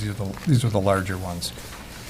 And then various, it's already changed since I put this in, but various adjustments since September brought the levy increase down now to 6.36. It says 7.9 on here. And just to remind that last year we used 307,000 of our 2.157 million of BWCA reappraisal reserves to offset levy increases, and 1.6 million of those were shown being used in the preliminary budget and levy, which is a significant hit to that. The balance of the American Rescue Plan funds are included in the proposed 2026 budget. There are 300 and some thousand left of that $3 million that we got over those 3 years. And that's really going to go towards those first bond payments in 2026, but that money will be gone. And then what I just handed out now, and you can't see this, Kristen, is just showing the maximum levy that we could approve, which is the 7.57% that we had in September. And we could do that, with the adjustments we've made, we could reduce our fund balance to $1,444,800, or we could if we made no other changes today, I'm not assuming we won't make any other changes, but with what we have now, we're down to a 6.36% increase using that initial 1.6 million that I put in as a placeholder, so to speak. Reasons to think about using less fund balance, our interest rates are falling. Our interest revenues exceeded $1.5 million in 2023 and 2024. That was a significant offset to expenses. And those rates have dropped more than 1.5 or 1.5% since that peak, and they're expected to keep falling. So those revenues aren't going to be around like that unless something turns around. The federal revenues from the American Rescue Plan were first received in 21, and the last of it will be spent early in 26. So those total revenues exceeded $3 million and generated a significant part of that interest. Some of that money was also used to reduce levy. The other aspect, the full effects of the federal legislation that happened this year won't be known until later this year. Medicaid and SNAP and other effects that I may not be aware of. And you always have unknowns with construction projects. We think we have a handle on that, but name me one that doesn't have a few surprises, but hopefully not. Reasons to take those adjustments and any other cuts and reduce the levy is the impact of inflation on taxpayers. It's hit them hard for the last few years, and it continues. And another one is to avoid ups and downs in the levy. There can be many more, but these are just some thoughts I had. I finished this at noon, but anyway. So then I just show those our full budgets with the full use of that 1.6 million fund balance, and maybe letting that go down a little and leaving the maximum levy at 7.57. And I think I'll leave it to discussion. Questions? Commissioner Sullivan? Thank you, Madam Chair.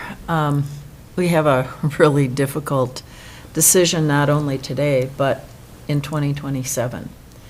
And recently, as we attended the Minnesota Association of Counties annual meeting, we talked a lot about the budget at the state level. And when our state legislators passed their budget earlier this year, they did so in a really challenging environment.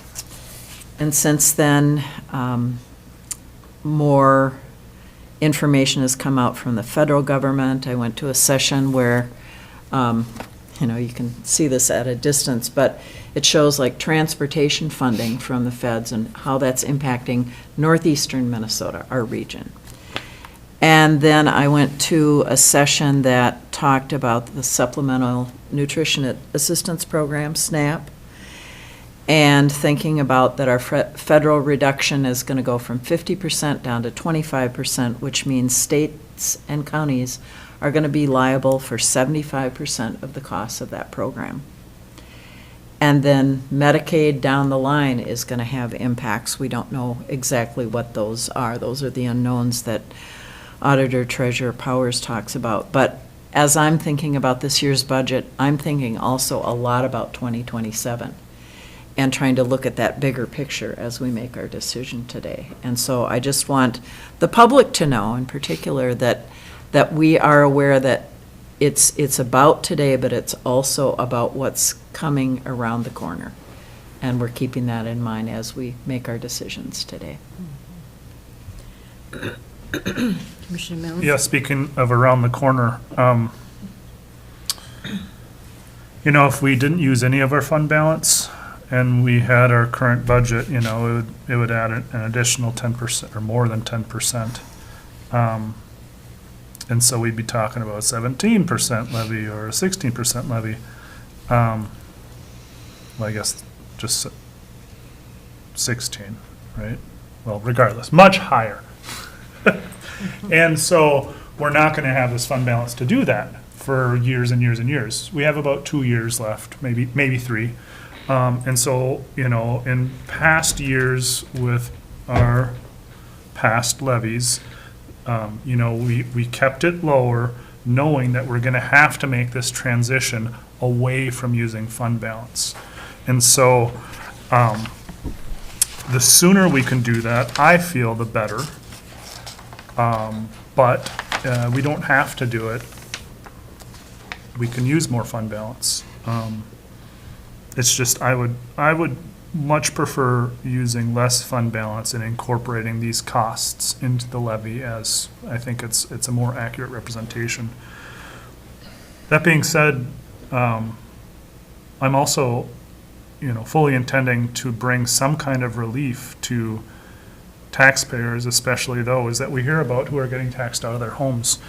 And so I'm hoping that we can find some kind of extension of the homestead tax exclusions, that we can operate as a county with our substantial fund balance, just to really bring that relief to the people who really need it. Because we also need to recognize not everyone needs it. There's, I remember there was a couple years ago, there was someone who came and argued their property value down from 1.5 million to 1.2, and I was kind of like, boo-hoo, you know. Clearly, you guys have the means, and it's, you know, I think we need to really keep our eye on the prize with who we're affecting and how. And so just looking next year, the more fund balance we cannot use, the easier it'll be to incorporate these costs. But not going to die on a hill here. Madam Chair, if I can offer some comments too? Yes, go ahead. So I just want to add to what Brady had mentioned about the unknowns going into the next few years. I'm really worried about that after AMC and after what I've learned in my time here at the county. I think there's a lot of unknowns going into 26 and 27, and I would recommend that we keep as much fund balance as we possibly can in anticipation of some of those increased costs. So I think although the levy could be reduced to the 6.36, I think it should remain at the 7.57 and then decrease the amount of fund balance that we use, in addition to any other cuts that might be made, decreasing that from the fund balance. And then the other thing that I just want to remind everyone of is that the preliminary levy average across the state was 8.1. So we don't know at this time where everyone is landing on their final levies, but I just wanted to remind everyone that that was the average. Thank you. Right. All those figures are coming and going. If we look at the 7.57, we would have an extra 200,000 by not using fund balance. I mean, that would go someplace planning for 27. Commissioner White? Well, I'm about to make no friends, but how about if we talked about our discretionary funds? And, you know, instead of kicking the can down the road stops now. And when we approved for the Historical Society, we said this might change. This is not set in stone. We might change it. And so how about if we just say, I'm sorry, I'm very sorry, but we can't do this now. And so, yes, I know no, I can't think of them. But anyway, it's like other places have their other grant sources, funding sources. The county can't support everybody. We can't do that. And so in your own home, when times are tough, and even though you used to always do this, or you used to feel okay about dipping into your savings to go to Florida for a vacation, but not now. And what are we not going to spend money on? Like, we can't. We just can't. We just have to hold tight. And so I am suggesting that we pull back that discretionary funding, zero it out.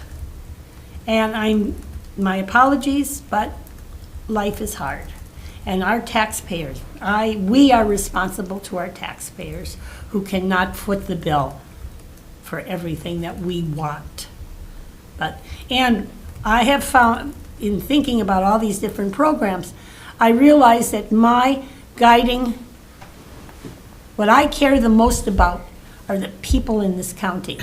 Programming, like we put a lot of money into subsidizing childcare, but those are our kids, those are our families, those are people. Those are people that directly, it's the health of our community. And it's the same with the veterans. People say, whoa, why do we have to have a full-time veterans person? Well, it's about our people that live here. And so that's the direction I'm going. It's like, we need to cut some programming that we have always had, or had for a long time, and now you just can't do it anymore. We just can't. And I agree with whomever said, perhaps our administrator, that we should hold on to our fund balance as much as we can, because harder times are coming. Much harder times are coming. Commissioner Sullivan? Did you have a comment? I did. Thank you, Madam Chair. So I've thought about this long and hard. sitting a few years back on the Budget and Facilities Advisory Committee, we attempted to create a policy that would create some guardrails around both non-mandated and discretionary funding. People had difficulty coming to an agreement because they didn't want to make the hard decisions. And I do think that we need a policy around non-mandated and discretionary funding. The people that applied for those funds this past year attended a meeting with Public Health and Human Services back in June, and then in July had all of their grant applications turned in, and they were reviewed. And if you look at, and I know we all have the 2026 Public Health Fund recommendations, there was a total of $282,651 requested, and the recommendation was for $150,000. I think the Public Health and Human Services group did a great job of looking at the criteria, narrowing it down, and making recommendations. And in fact, some of the groups did not even receive funding who had requested funding. I think to say no to the funding at this point would create a lot of animosity in our community. I don't think it would be really fair to those organizations to say 2 weeks from now, you're on your own, your budget has to change. And so I would go with the recommendations that were made by Public Health and Human Services, but suggest that the first thing we need to do at our maybe second meeting in January is start to work on a policy that addresses these. And there's been research done through Minnesota Revenue. All these things are legal that are being done. They are done by other counties, but done by some counties, not by others. Given the future that we have in 2027 and beyond, I think we have to have a policy, and we have to communicate clearly to all our organizations that it is unlikely that they would receive funding given what we know is going down the pike, that we may still have grant applications, but that we have, again, some guardrails. Commissioner White? We did tell everyone that this might change. Like, this is. That is correct. And I know that the pattern has been, it's always, you bet, you're gonna get this, but I know that it seems pretty abrupt for everybody, but so does what the federal government has taken away from states and counties. I agree. There was no, oh my goodness, we're not, or SNAP, or anything, Medicaid, what's coming down, you know. So, and then the other thing that I was thinking about, and I know this was a decision that was made, and I will give credit to those that were reviewing the grant applications, and in their opinion, these were the best candidates to receive some funding, and it could not have been easy. But this is a responsibility that the commissioners, we are responsible for public dollars, and I have heard a number of community people not happy with why some of the recipients of these monies got money when other places didn't. And so to the policy discussion, yes, but right now, we can't keep being the good guy, that we're, oh, so touchy-feely and they'll do it for us. These are the taxpayer dollars, and those are the people that we need to consider all the time. If that would be reduced to nothing, what would that mean? Where would we go with $100 and some thousand? We reduced the levy by $150,000. Almost a little over Yeah. 1%. So everyone in the county would, pay, what's, Right now, 5.19 versus 6.36. but I mean like dollars Oh. for average household or median household or whatever. You got that formula? I Just don't have kidding. that for you. But it's nominal. That's not And it would devastate, say, the hub. I, in good conscience, just because the feds did it, I think it's immoral, not because the feds did it, but what the feds did, I think is immoral. So I can't lean on that, but, yeah. Commissioner Gamble? Thank you, Madam Chair. In my first term, this was a hot issue as well. And we kept talking about it and talking about it. I held a town hall, and I said, and we had a significant showing, if people ask for your money, what question do you want to ask them? And they gave a response. I took all of the responses that I got and put together an application. And that application went out to the end. They would have to say, what area of the community are you serving in your organization? And then we had some historical questions that we'd asked to find out their resourcefulness, what percentage of their revenue did they generate, and how much is dependent on what we're giving them annually. In our first meeting, after we went through that process, the chair asked the board, so how do you like this? And one of our board members said, it forces me to have to look at the financials, not the emotional. In the course that I took in May of this year, NACO course on evidence-based budgeting, here's some of the challenges in our very first meeting, comments from participants by way of introduction. This is a county in Milwaukee. The majority of our services are mandated. 80% of our services are mandated, and we are only allowed by state law to be able to raise our property taxes by 1% annually. There is a challenge to have to do the hard work and the discipline that is involved in budgeting. We would be better off, as opposed to allowing the way we do things, and this is another things in the comments. The challenge is to get people to understand that we are only going to be able to do what we can afford to do. We want to make data-based decisions in an effort to maximize outcomes. We find we are not prioritizing our decisions based on real data. It's the old adage, doing the same thing over and over again, expecting a better result. Much of the information we get for budgeting provides little evidence that it will work. To affect outcomes, you need to affect the dollars.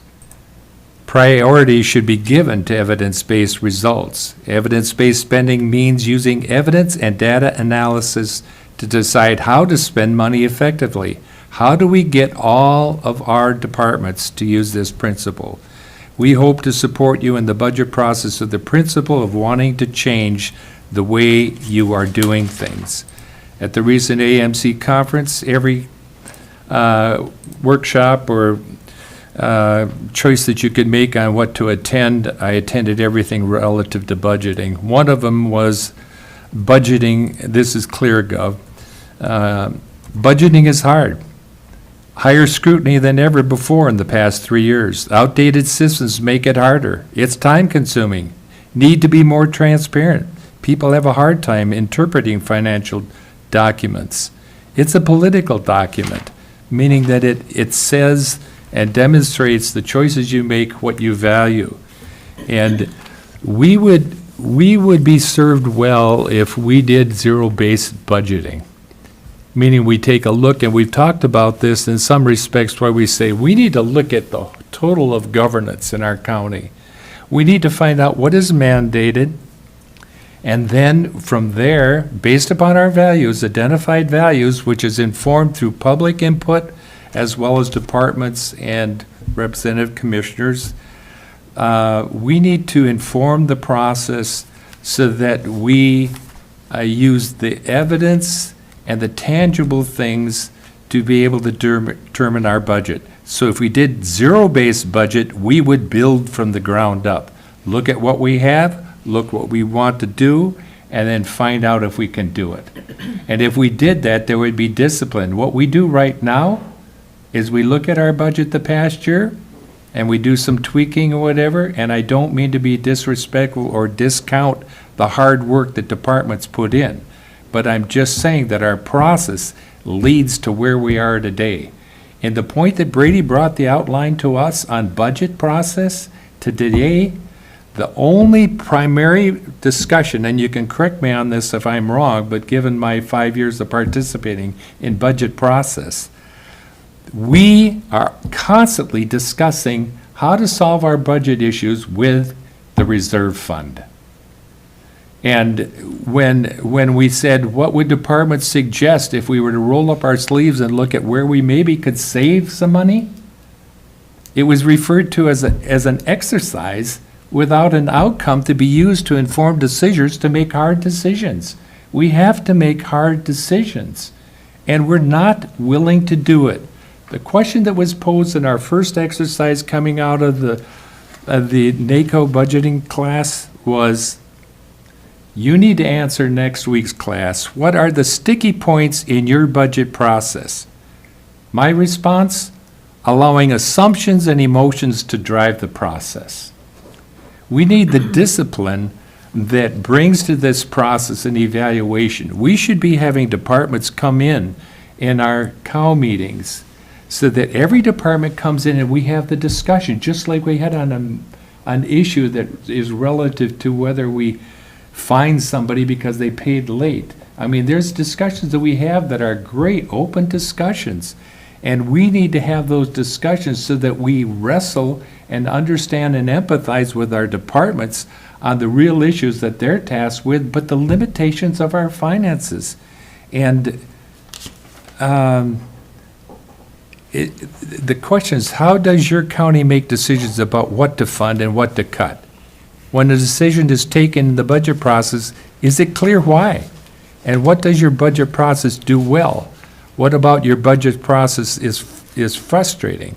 And how confident are you that the programs your county funds are working? We should be having these discussions. If, as an example, the sheriff's department is wanting to spend $340,000 on a technology support, in my discussion with our sheriff, if he set aside in this budget $120,000 this year to go towards that, and asking the question, well, how do we allocate that? If that's a 5-year contract, do we pay that up front? No, we pay $74,000 a year. So there's just one item. If our obligation for 2026 budget is $74,000, and granted, there are other things that fall into that category under technology, and talking with Brady about this. But if we say, okay, so we look at the trends and we can see where we've been in our history on that, you add that in with the 74,000, we might be at 90. That's $30,000 savings there.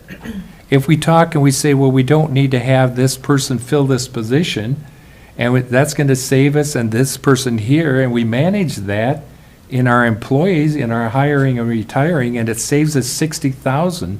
If our response is to say, well, we could save $60,000 here, your combination now is getting close to 1%. And yet if the department says, well, I don't need to spend that money, but I want to put it in a reserve, this is a luxury that our community doesn't have for those that don't have the money to take from their savings that have been drained down, and they don't have extra money that they can put in to build it up because the taxes continue to escalate. And when we say community, we need to have empathy for the diversity that exists not only in age within our county, but within the financial means within our county, the education within our county, the interests in our county. Our empathy and ability to be mindful of that diversity will reflect in our budget. That's why this document becomes political, because it represents what we choose to value and how we respond to a community that entrusts us with the responsibility to be good stewards of their dollars. This year alone, with the projects that we agreed we need as a community, we've added significant dollars in our bonding. That is new money pressure on our levy. When we negotiate our union contracts, that is new money. When the government throws in another benefit that's mandated, that is new money. When we look at the child care subsidy, That money was funded with money that wasn't levy dependent. It is levy dependent this year. So we've got $250,000 there that is now totally levy dependent. We have EDA that had money that came out of the COVID funding, $200,000 in money that we give away, as opposed to a revolving loan that I sit on that committee this year, and I sat on it previously, and I said this before. We would meet very often to take legislative money that funded that account to help these businesses come alongside. Now, I have not met once in 2025 with revolving loan. But that $200,000 is gone, and that money that was funded elsewhere is this year totally levy dependent. How much can we keep putting on the taxpayer to say, we like this, we stretched our appetite, we want to continue it on your back? If you look at the subsidy that goes for the child education, that amount of money, based upon 2,080 hours annually, funds 29 positions at $12,000 some a year. Now you ask the taxpayer, 12,000, that's about 13,000 for 29 people that taxpayers are subsidizing. We do not have an obligation to create jobs that are paid by taxpayers. We have an obligation to meet needs, childcare being one of them. But if the state puts in place some things that address that need, that make it competitive, people that are trying to keep their doors open, that our obligation isn't to try to keep the doors open, it is to meet the childcare need. And we have not had these discussions. And the train is all of a sudden screeching to a halt on this date, our last date, we say, for this year. And all of the cars are just buttoned up and we just push ourselves forward because we're rushed. And that's why in the beginning of this, when the outline was given, I'm saying, I'm not comfortable with just a sheet of paper that tells us what to do. We need to do what we need to do. And when we had a cow meeting, we were in and out of that meeting before you could hardly take a breath on the issue. And there's significant work that went in to try to understand this. And when I did it in my first term, I would go to each department, I'd say, what do you think? I'm not here as a commissioner because I'm an elected official to mandate and tell you what to do. I'm here to understand the environment in which you lead and to help inform me so that I can be a good steward of limited dollars. How often do we hear we need to do more with less? And yet, when we have our discussions, it's how much fund balance should we take? How much should we do this? That has become the crutch for the lack of doing our due diligence, rolling up our sleeves, wrestling with the realities, and making decisions.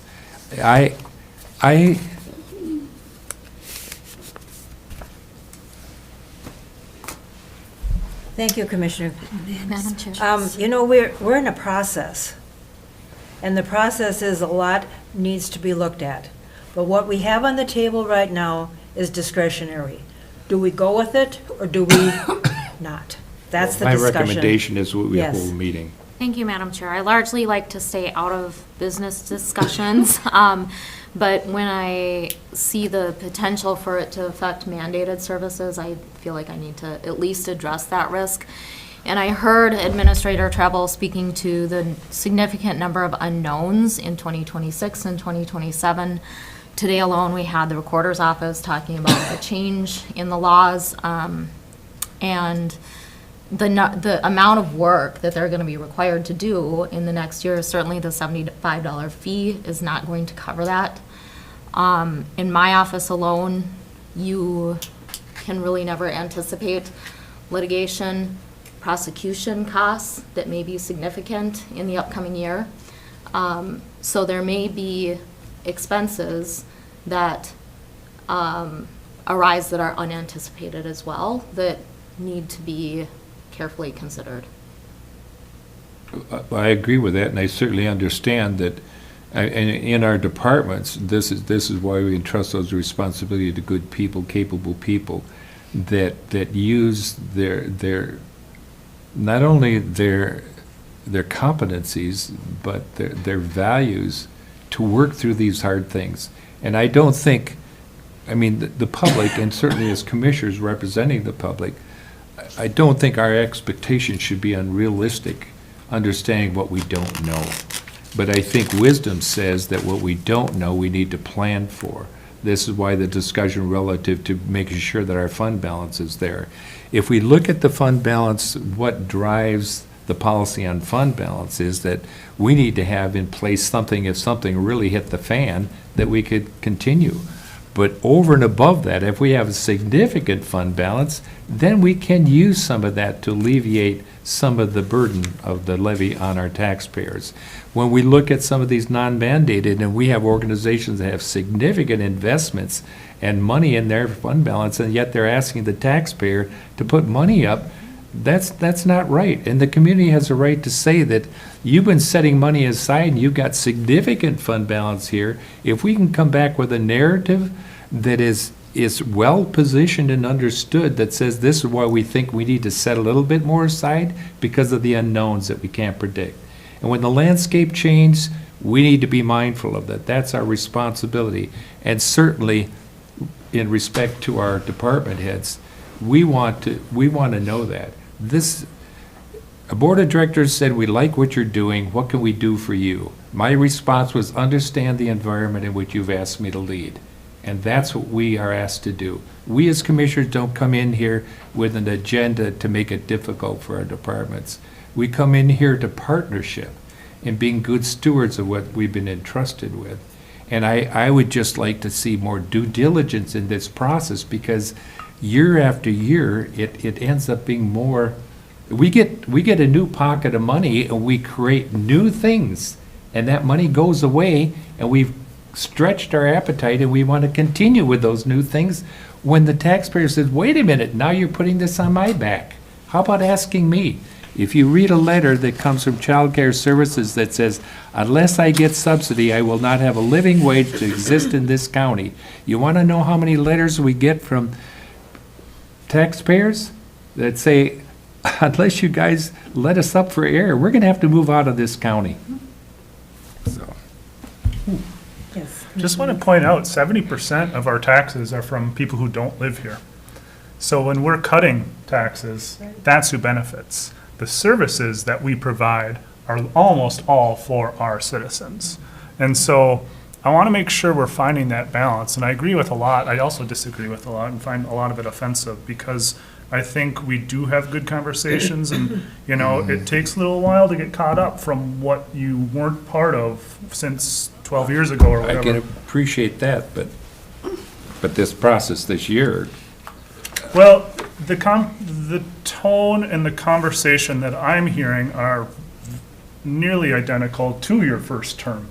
And, you know, you imply that the hard decision is saying no, but frankly, I think it's much harder to raise the levy, because that's what's impacting people. I couldn't disagree with you more, given the fact that this process is.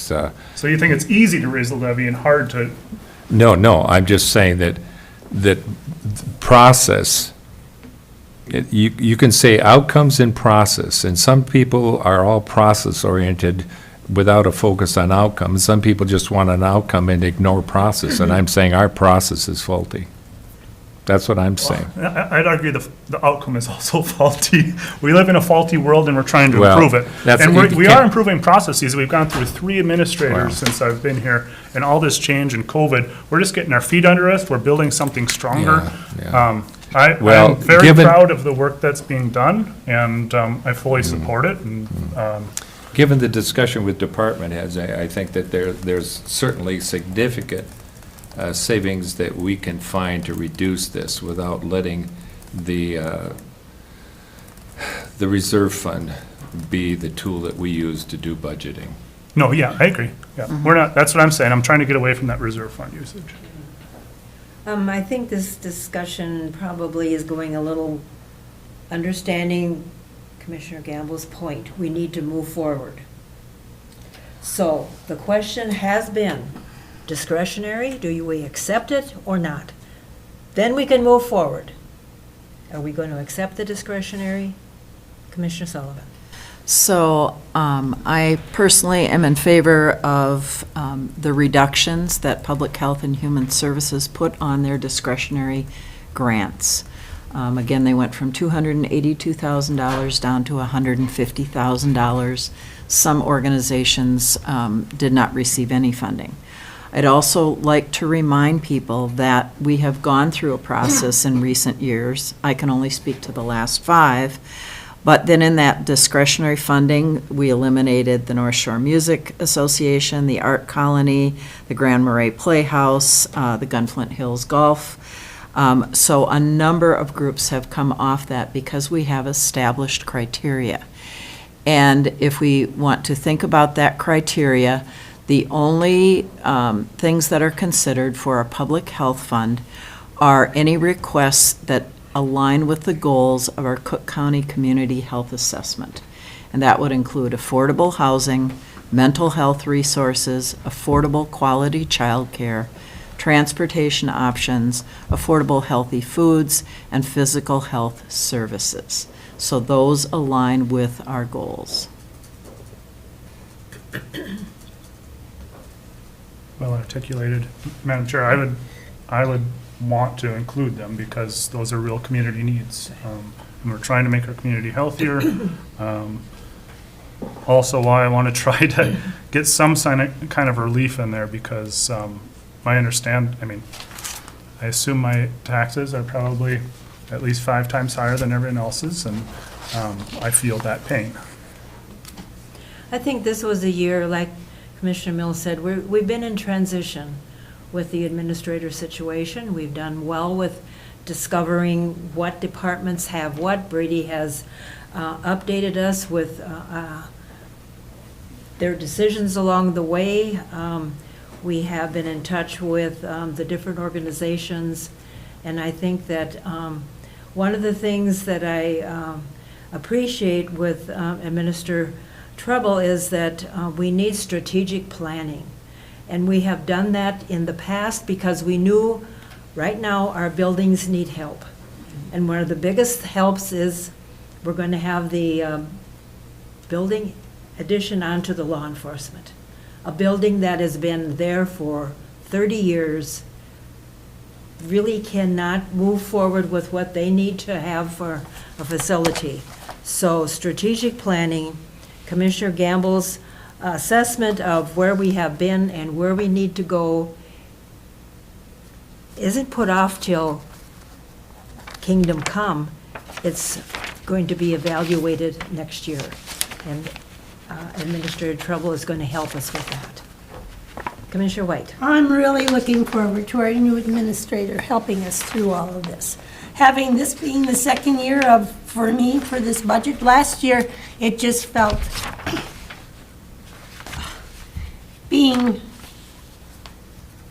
it was more like, okay, rubber stamp it. I know that's not true for you. I'm not accusing anyone of rubber stamping, but it was just, there was no in-depth discussion. This year I find, there's a lot more, but there's so many more questions.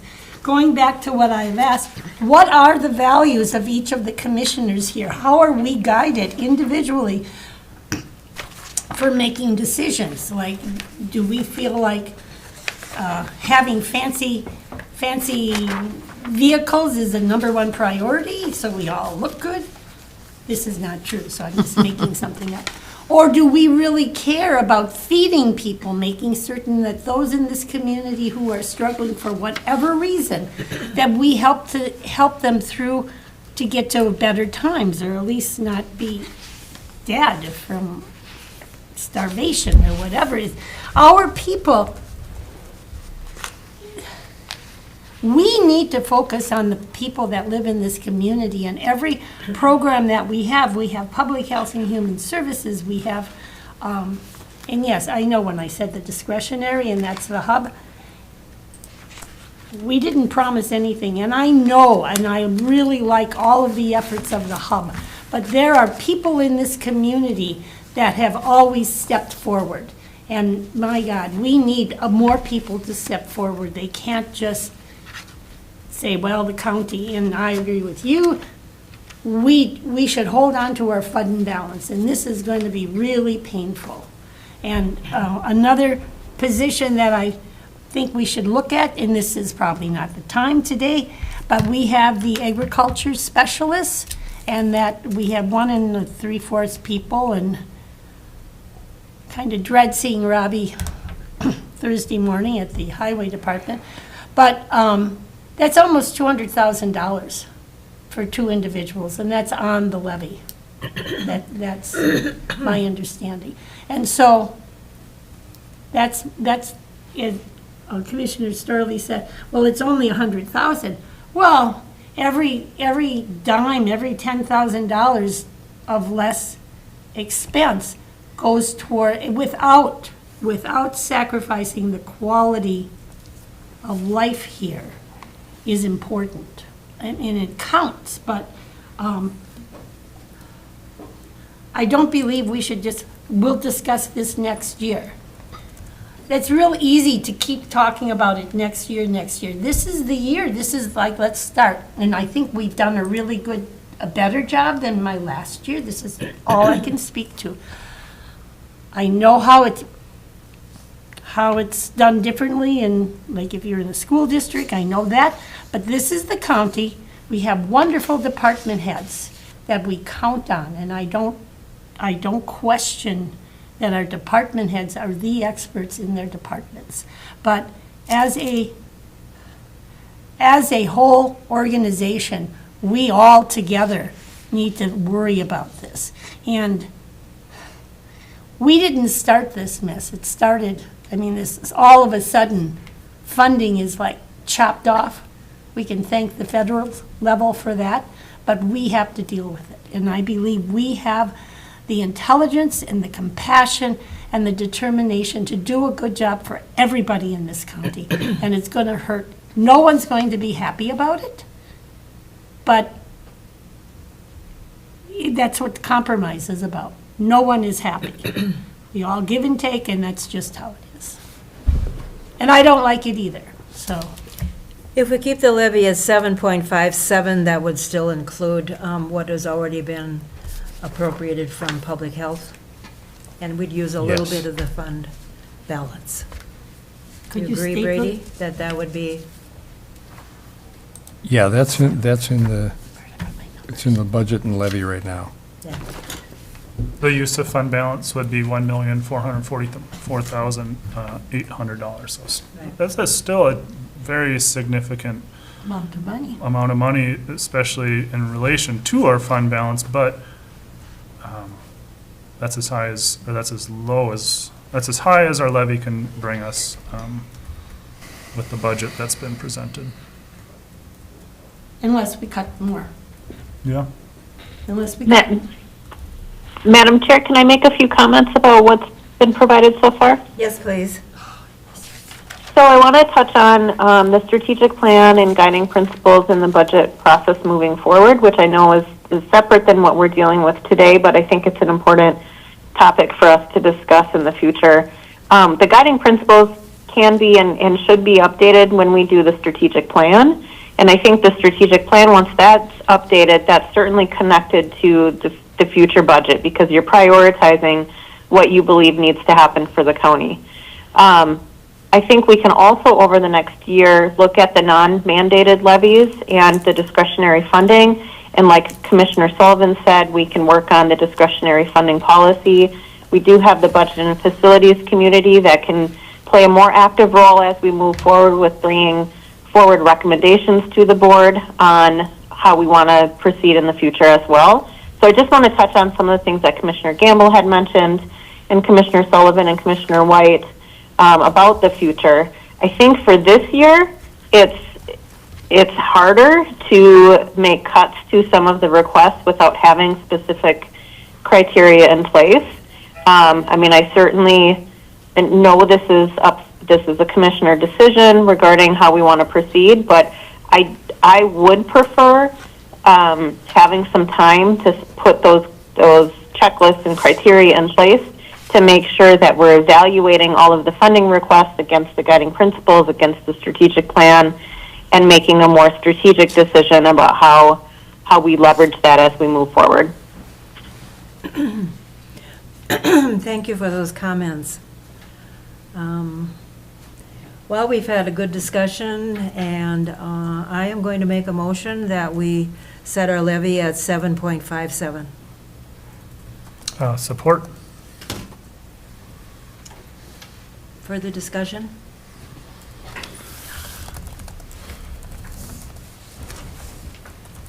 Commissioner Don't Mills? mean to drag this out, but it was just something during our truth and taxation presentation that got me thinking about the homestead tax credit. And you had an explanation in there a little bit more about how that worked. And so my understanding is, sorry. No, Oh, you're thinking? I'm thinking of two Okay, things. okay. There's a taconite homestead credit, and then there's the market value exclusion that are both homestead. Okay. I don't know which one you're, I don't sure know, which one I you're don't know talking that I about. know either. Okay, But Okay. I think it was the market value exclusion, I think. okay. And so how that works is, right now it's set to like $90,000 and, It peaks at 95,000. Yeah, That's the value of a home. Mhm. That's the market value. And initially, it was at 76,000, but that Mhm. was 30 years ago Mhm. or longer. So they did make an adjustment, but it's not remotely the adjustment that you would make given the change in values. Mhm. So it's not having the same effect for why they put it in place. Yeah. So my thought, brainstorm, spitball, is to have a county program that brings it up to the median home price instead of 90,000. And what impact, or how would that be logistically feasible? What would that cost? I mean, don't think, property taxes are by state statute, and I don't think we can make a change like that. I mean, I guess what, Yeah. thank you for that. We can advocate for it. Yeah, I was talking to Bruce Kimmel a little bit, and he seemed to think there could be some room there, but I appreciate it possibly not being possible. But I was just trying to think about the impacts of that, if it were possible, and what that would mean. And And maybe, that'd be a crazy calculation, but I'm just trying to gain some kind of perspective on some options we can have in the future. And so it's not just always like the future, just what can we work towards? Because if we say we cut all the discretionary, okay, well, that's 1 year. What do we do next year? These problems are every year, that the costs are always going up. And so I'm looking to change a system, so we have a system in place that can provide for future needs and future increases in costs. And if we just cut, like, say we cut a department, well, to Commissioner Gamble's point about all the departments cut 5%, okay, well, that's 1 year. Like, do you do the same thing the next year? And do you do the same thing the next year? No, it's just kind of, you look for opportunities, and I appreciate that, and it's been identified in our budget, but it only gets you so far. So if you can change that system, I think there's a lot more potential for a lot more benefit. But, yeah. Commissioner Gamble? Every year is different, because you can't, to attorney's point, we don't know. There's unknowns. And so, yeah, you can't make a system that's predictable, because it changes. If 1 year you have to cut 5, if you want to know how many counties out of the thousands of counties that exist in the United States of America this year told department heads, you need to freeze your budget. No more hiring, no more, you're going to have to deal with what we dealt with that was this year's context. If you think this year's context is difficult, wait till next year. And if we haven't learned the disciplines in this exercise, when it gets harder, that's why you start small and you build up, so that you've exercised those muscles that can make the hard decisions. We're having a discussion today that should have happened a month into this process. And that's my frustration. is that we get to a point where we've been allocated plenty of time, but we've done very little with it. I don't say that disrespectfully, but in talking to peers and talking and taking classes and listening, Wright County, one of the work sessions I went to at the AMC, Wright County asked their employees, what could we do for you? They said, we would like leadership training and mentoring. And Wright County established a leadership institute in order to train their staff. It was voluntary. If you want to come and be trained and mentored, then we will provide this opportunity in response to your request to us. We had a presenter from, I think, Ramsey County, who is a training specialist in human resource. And I asked her, are you part-time or full-time? She says, I'm full-time.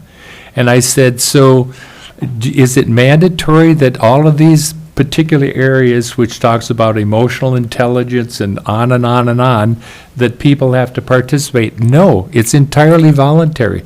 But what it is foundational in that organizations understand we need to build the foundation on which these difficult tasks can be handled in a responsible way.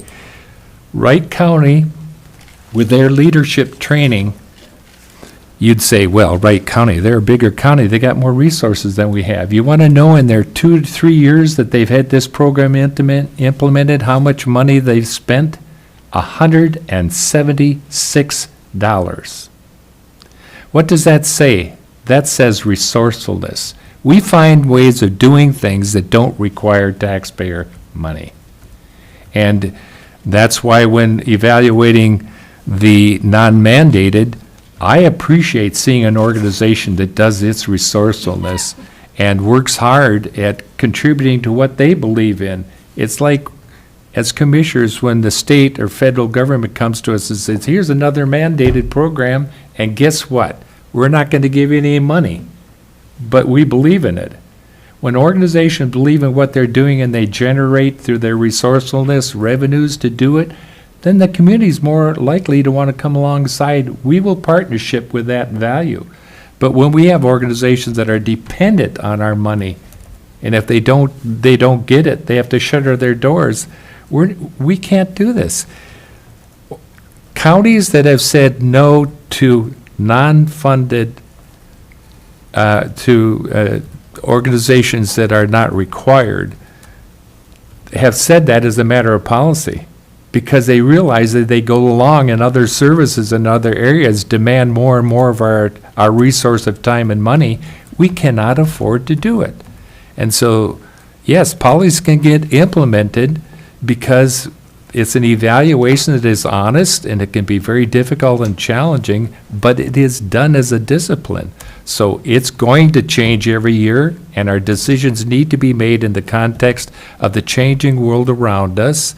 And if we started with a zero base, we would start every year understanding it's new. What's the context of this year that'll inform us relative to our revenues and the things that we choose to put value on that translates to dollars? So I certainly do not want to convey to the frustration of this process disrespect for fellow commissioners, nor disrespect for our department heads. I'm just saddened that we have not applied ourselves to the extent that we should. And if we need to have, I mean, for me, I went to AMC and I said, if you want to have a workshop of evidence-based budgeting. Because, and the other thing I said to AMC, if you want to have workshops and you're always asking for subjects, I would say do best practices by department. We need to learn these things, and we need to see it, as I've said to, our county administrator. This needs to be positioned as an opportunity to rise to the occasion and see it as a challenge that is energizing, not to be something that is discouraging or a put down. It's we have an obligation, and we are privileged to be entrusted with that responsibly today to do the best that we can to demonstrate our willingness to provide the services we can afford to pay as a community, and to be good steward of taxpayer dollars. So, hard discussions can be uncomfortable, but they are room for growth and positive growth when we have a foundation that recognizes the need for mutual respect and regard. In the beginning of the year, Grady gives us a calendar, and the calendar indicates that by July 1st, we start looking at the department heads. They came before us, they gave us their numbers. They said, this is where we can work with, this is where we have to cut, so they have given us over the last 5 months their evaluation for us to consider. So we have on the table right now a motion to accept the 7.57 levy. I have a second. I'm going to ask for a vote unless there's any more conversation. Commissioner Sullivan. Thank you, Madam Chair.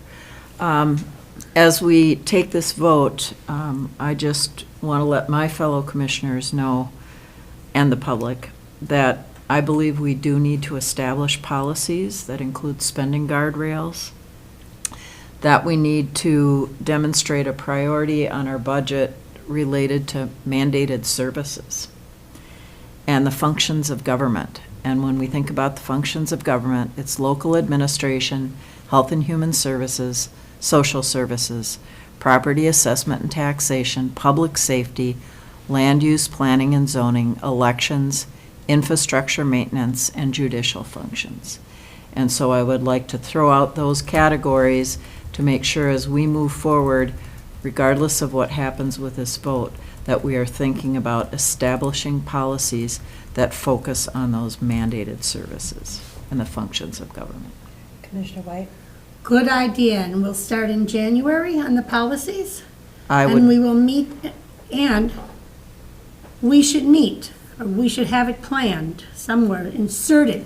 So every month, or every meeting, we talk about it, all five of us, and really share the information with the public, but really have time to think about it, starting in end of January. And I would recommend that this not only be a discussion with the county commissioners, but that we get public input.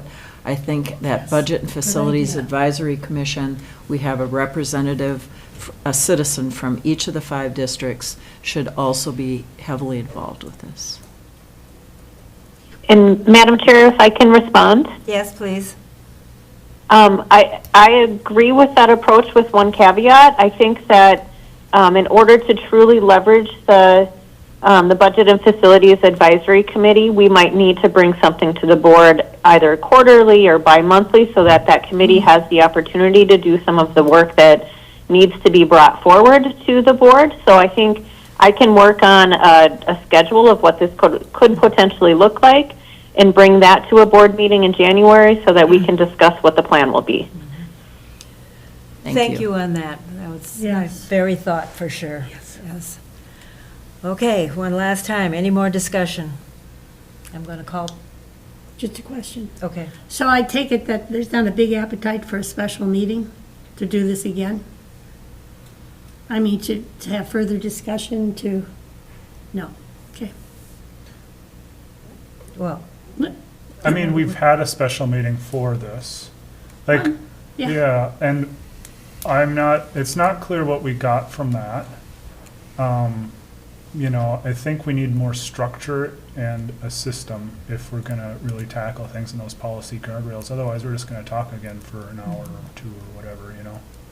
Doesn't seem like, or, I mean, if something could come out of it, I'm very open, but. Well, one thing that can get out of it is a better understanding of perception of the different issues and how, I mean, there are the nuances, and then we all hear from our constituents on what they're thinking, or good or bad, on these different things. And it's all about transparency, but it's a huge educational need that we have, all of us have, including our taxpayers, who have for years kind of blown us off because they felt like they've been blown off. And I speak to this as being one of the taxpayers who, for years, it's like the county government will do whatever they want. I believe that is changing. I believe that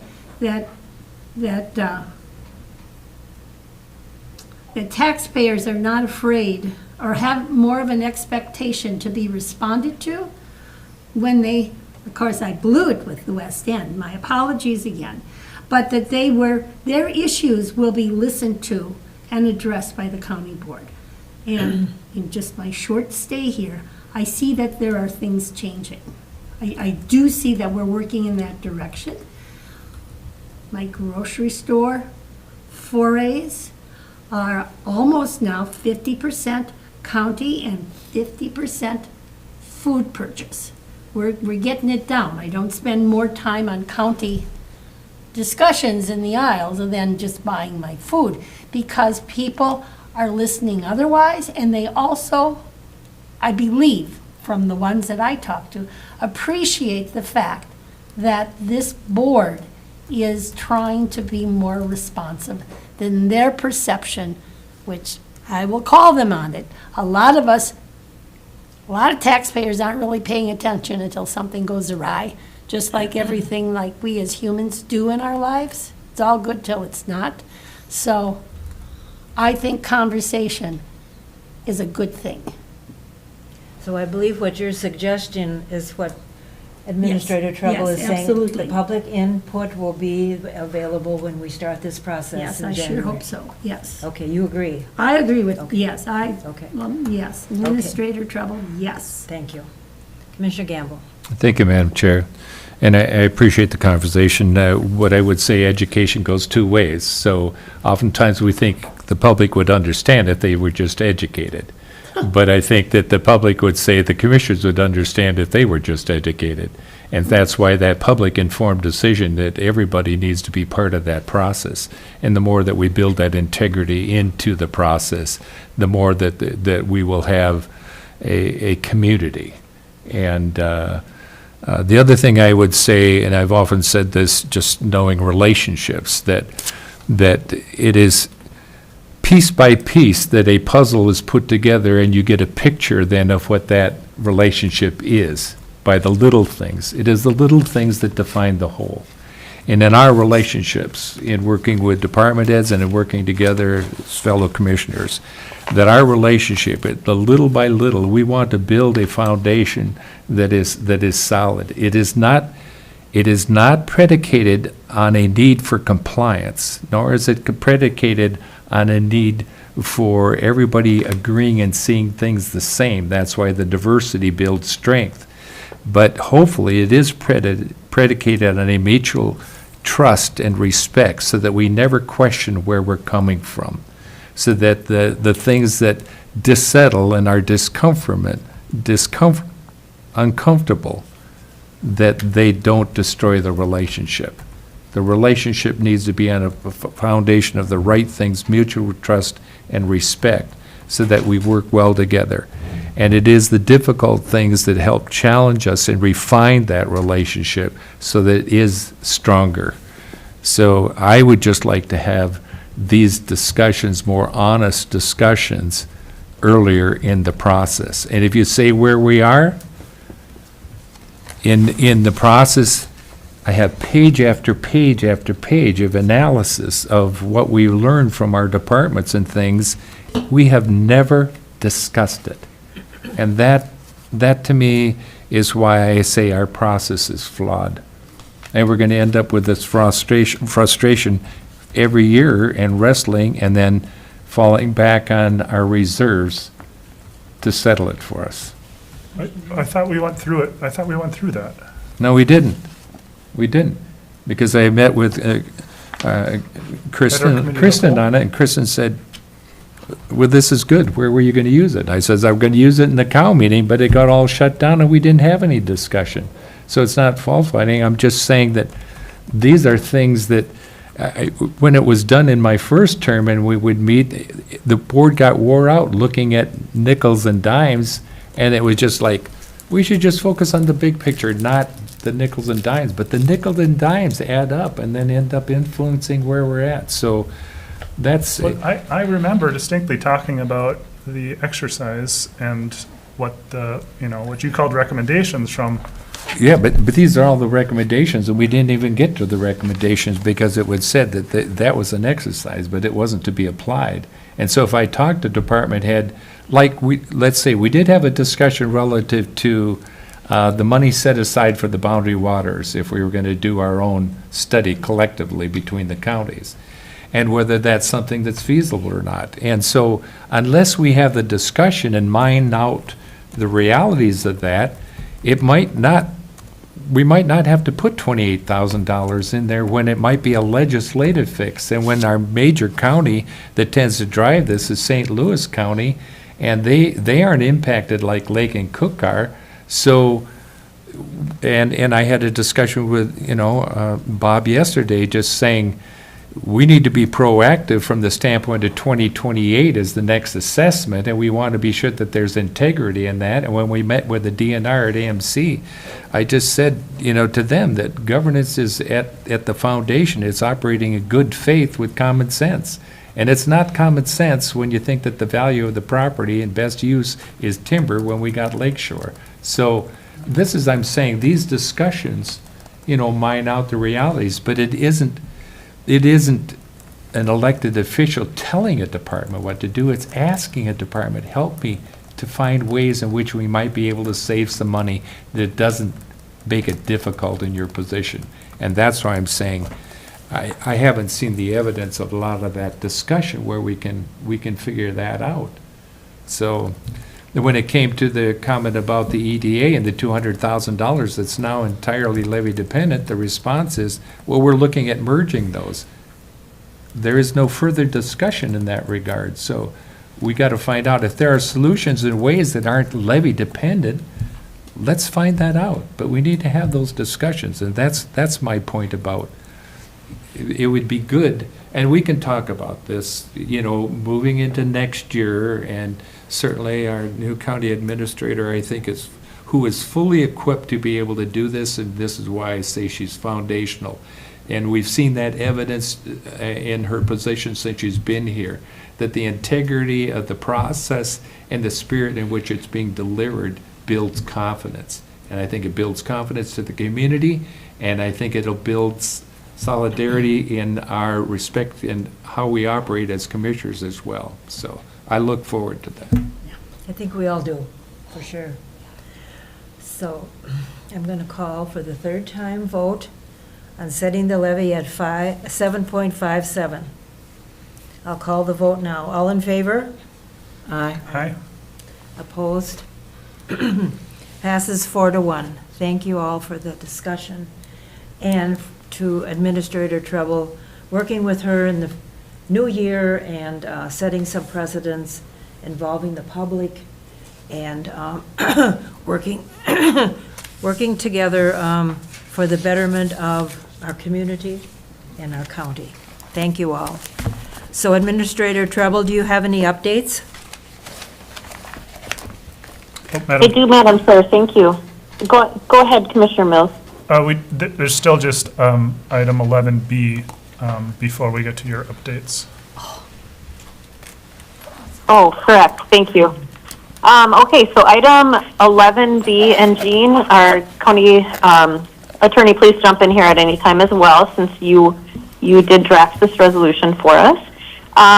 This item was brought to us by Peter Clifford, who is our EDA board president, and wanted to make a change to the way in which the county, the Cook County appointee to the board, the EDA board, is selected. And so the proposed language that they brought forward to us is that 4 board members from within Cook County and outside Grand Marais, consideration by the Cook County Commissioners regarding the 4 county appointments, and documentation via motion or resolution is requested.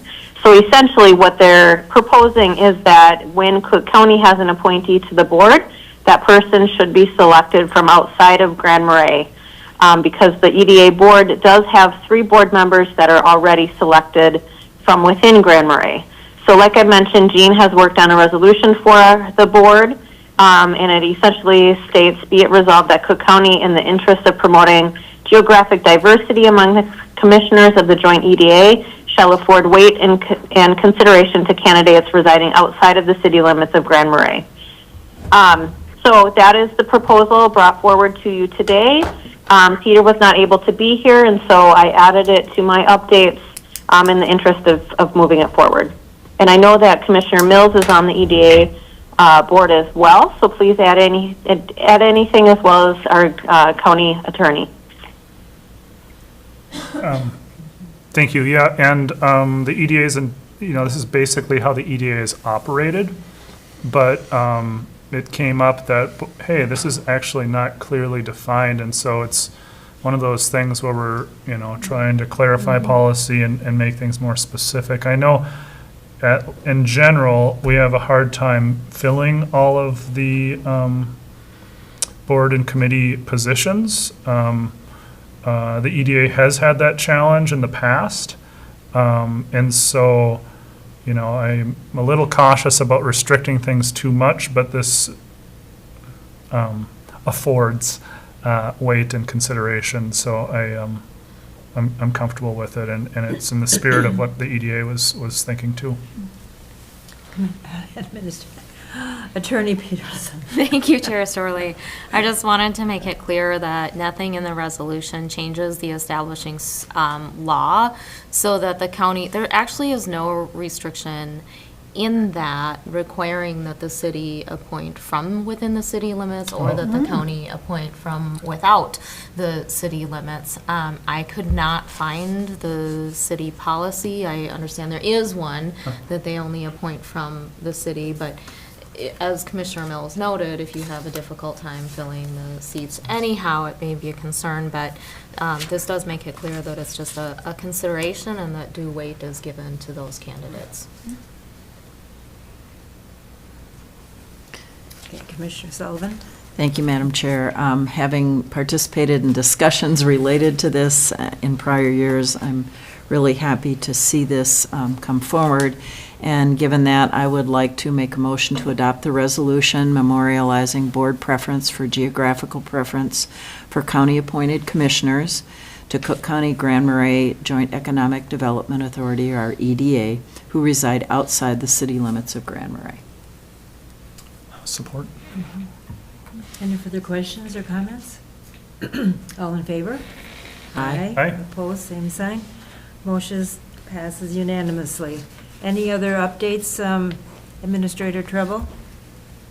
Yes, I do, Madam Chair. Thank you. Just some very brief updates, but I did want to mention I also attended the AMC conference, and I attended many sessions that were in the public health and human services realm, because we had a number of staff that were able to attend from different areas, but we didn't have anyone from PHHS. So I attended those. I'm sharing the information from that with Plowman and Grace. But a lot of unknowns as we move into the next year with how several different federal and state policies and statutes are going to impact us as we move forward. So something that we're definitely keeping on top of, so that we have the information we need to fully implement the new programs, and that we have the understanding of how it's going to impact us fiscally. I also attended several leadership trainings. I attended the Wright County training that Commissioner Gamble mentioned, and was very excited about what they had implemented, and something that I have already started some conversations with our HR team on, in ways that we can bring some of what they've done into Cook County. So I'm excited about continuing to explore that option with our leadership team and with our HR team here. Also wanted to mention that our building projects, I know I've been trying to give updates at our board meetings about the status of the LEC and the transfer station projects. They're both moving forward very well. The weather, of course, has made things a little more challenging, but no concerns to date. So just wanted to mention briefly that those continue to move forward. I also wanted to mention a shout out to the executive director of the YMCA, Alex Gugala, is transitioning out. His last day here in Cook County is on the 23rd of December. He is remaining with the YMCA in a different capacity, and I just wanted to publicly thank him for the work that he has done. He has been a great leader for us at the Y and within Cook County. We are working with his supervisor on the transition plan. We have a meeting on the 26th to learn more, so we'll continue to stay on top of that as well. And then the last item I have is just a heads up that we continue to work with our lobbyist. For the public members that are listening, we passed a contract to work with a lobbying firm a couple months ago with our highway department. And so we've had several meetings with our lobbyist and other individuals. We've met with Senator Jasinski. He is the deputy minority leader, and we've also met with several staff from the governor's office. And we are moving forward potentially with a bill that will assist us in securing funds to repair the last 10 miles of the Gunflint Trail. So we've got, we will have future discussions about our legislative requests for this upcoming year, but this is a good starting point for us. So I just wanted to mention those items. Thank you. Thank you, yes. AMC was well attended and a lot of great workshops to go to for sure. How about any commissioner reports, meeting reports? Commissioner Sullivan. Thank you, Madam Chair. One of the things that we talked about at Soil and Water recently was that the Attorney General's Office has established a Clean Water Task Force statewide. Neva Maxwell sits on that task force, so we are very well represented in northeastern Minnesota with her participation, and a number of our community members, members of the Cook County Coalition of Lake Associations, weighed in and sent letters for their public hearing last week, and I understand that went very well. So I just want to thank all those people who contributed to that task force. Also have attended a couple of the Boundary Waters Canoe Area Wilderness Collaborative meetings. If you'll recall, the fall in-person meeting was canceled because of the federal shutdown. So we've had a makeup meeting and one other yesterday, and are planning to reschedule an in-person meeting for 2026. In reference to our meeting with the governor's office last Friday, and Commissioner Storley was part of that conversation, I'll just distribute a summary of the information that we shared with the governor's office related to the needs of the Gunflint Trail in terms of improving that last 10 miles of roadway. It is really a very important piece that we work on related to public safety. And so anyway, we'll continue to work on that.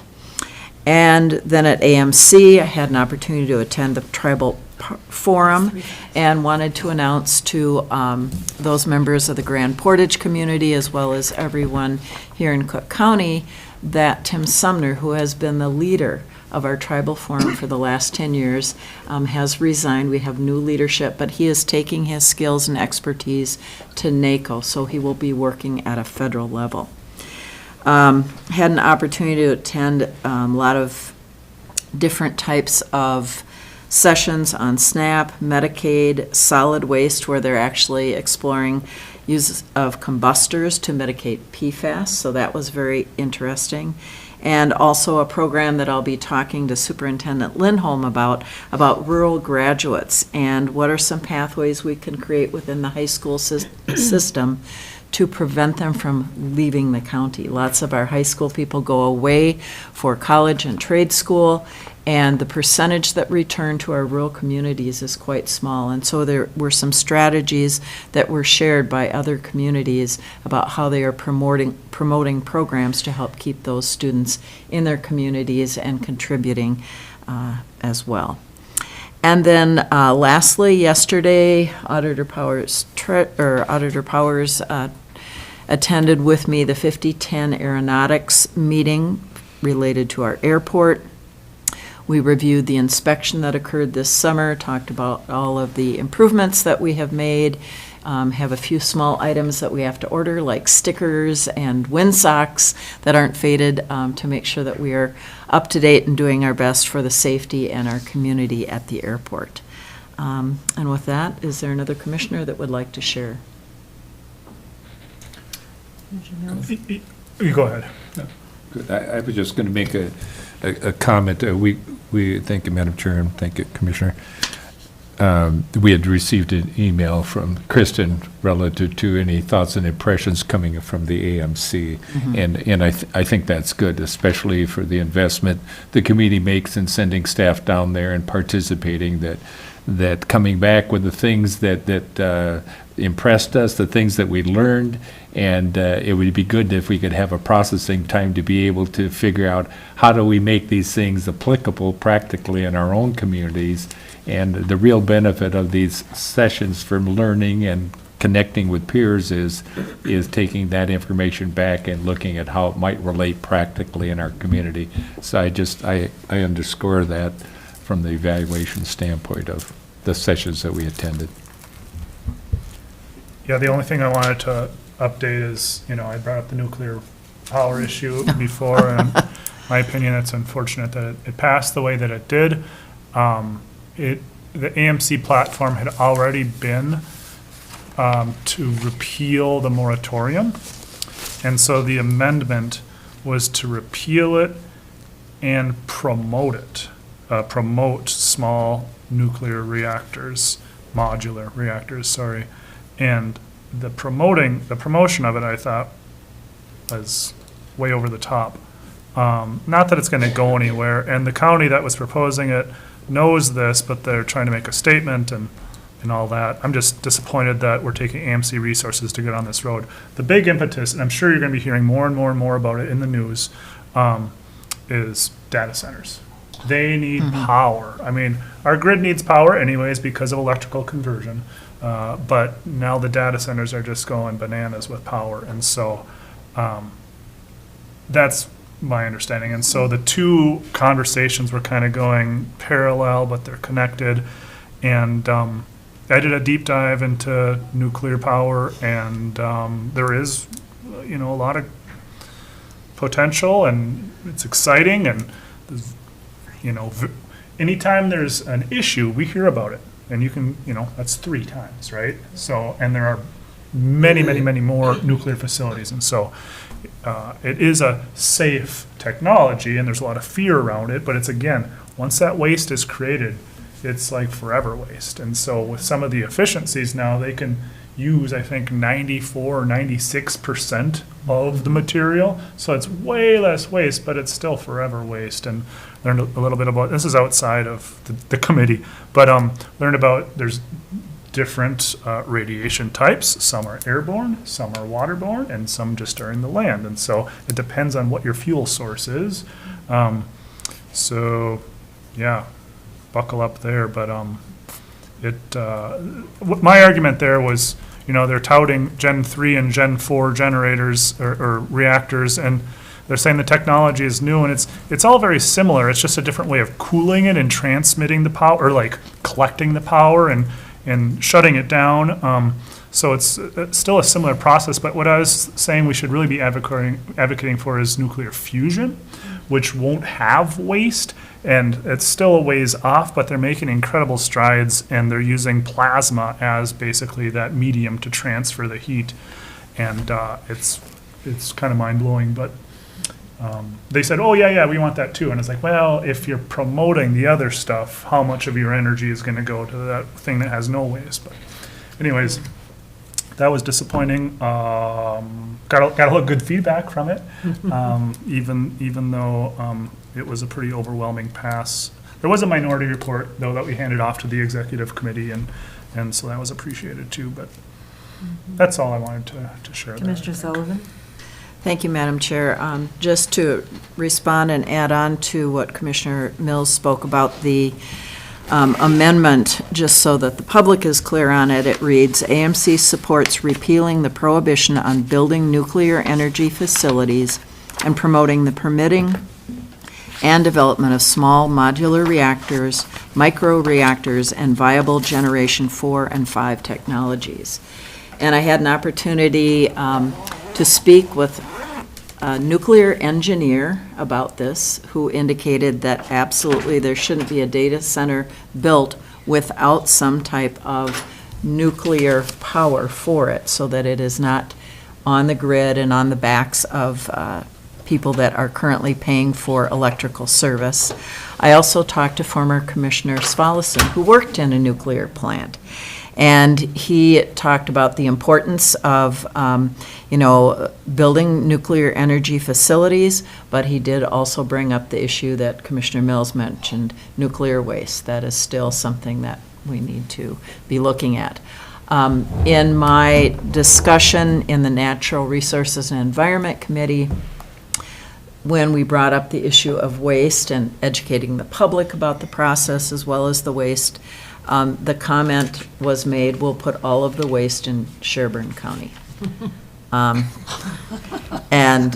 So, yeah, I got a chuckle out of that, too. Commissioner Gamble? Thank you, Madam Chair. Just relative to nuclear waste, that it has been proven in our experience, given when we've had problems, is that manure is a method to reclaim soil that has been exposed to nuclear waste. And Chernobyl taught us that, and so there are things through organisms that come naturally that can help. On a large scale or whatever, whether it's the best thing, it is something that we do know about being able to reclaim given exposure to nuclear. Yeah, fungi are, I guess, the magic organism now for Yeah. that. Any other reports? No, we do not. Okay, I just was remembering that I have to pick up our grandchildren at 3:30. okay. I'll just mention one workshop that I went to in great appreciation for the Human Resource Department. I mean, the list just goes on, and Allison is doing a fabulous job here, especially with the whole family paid leave right now that's been put on their table. So in the future, when she maybe asks us to think about help, I think she'll have a litany of what she needs help with. But anyway, that was mind-boggling. So with that, we'll move on to upcoming meetings to note, which is the only one. We have a new organizational meeting next year, Tuesday, January 6th at 8:30. We also, in our packet, have correspondence memos, the lodging tax comparison through September, and the lodging tax comparison through October of '25. And with no other business in our agenda, we are adjourned. Thank you all. Thank you. Thank you, everybody. Thank you. Thank you so much, Kristen. Be well.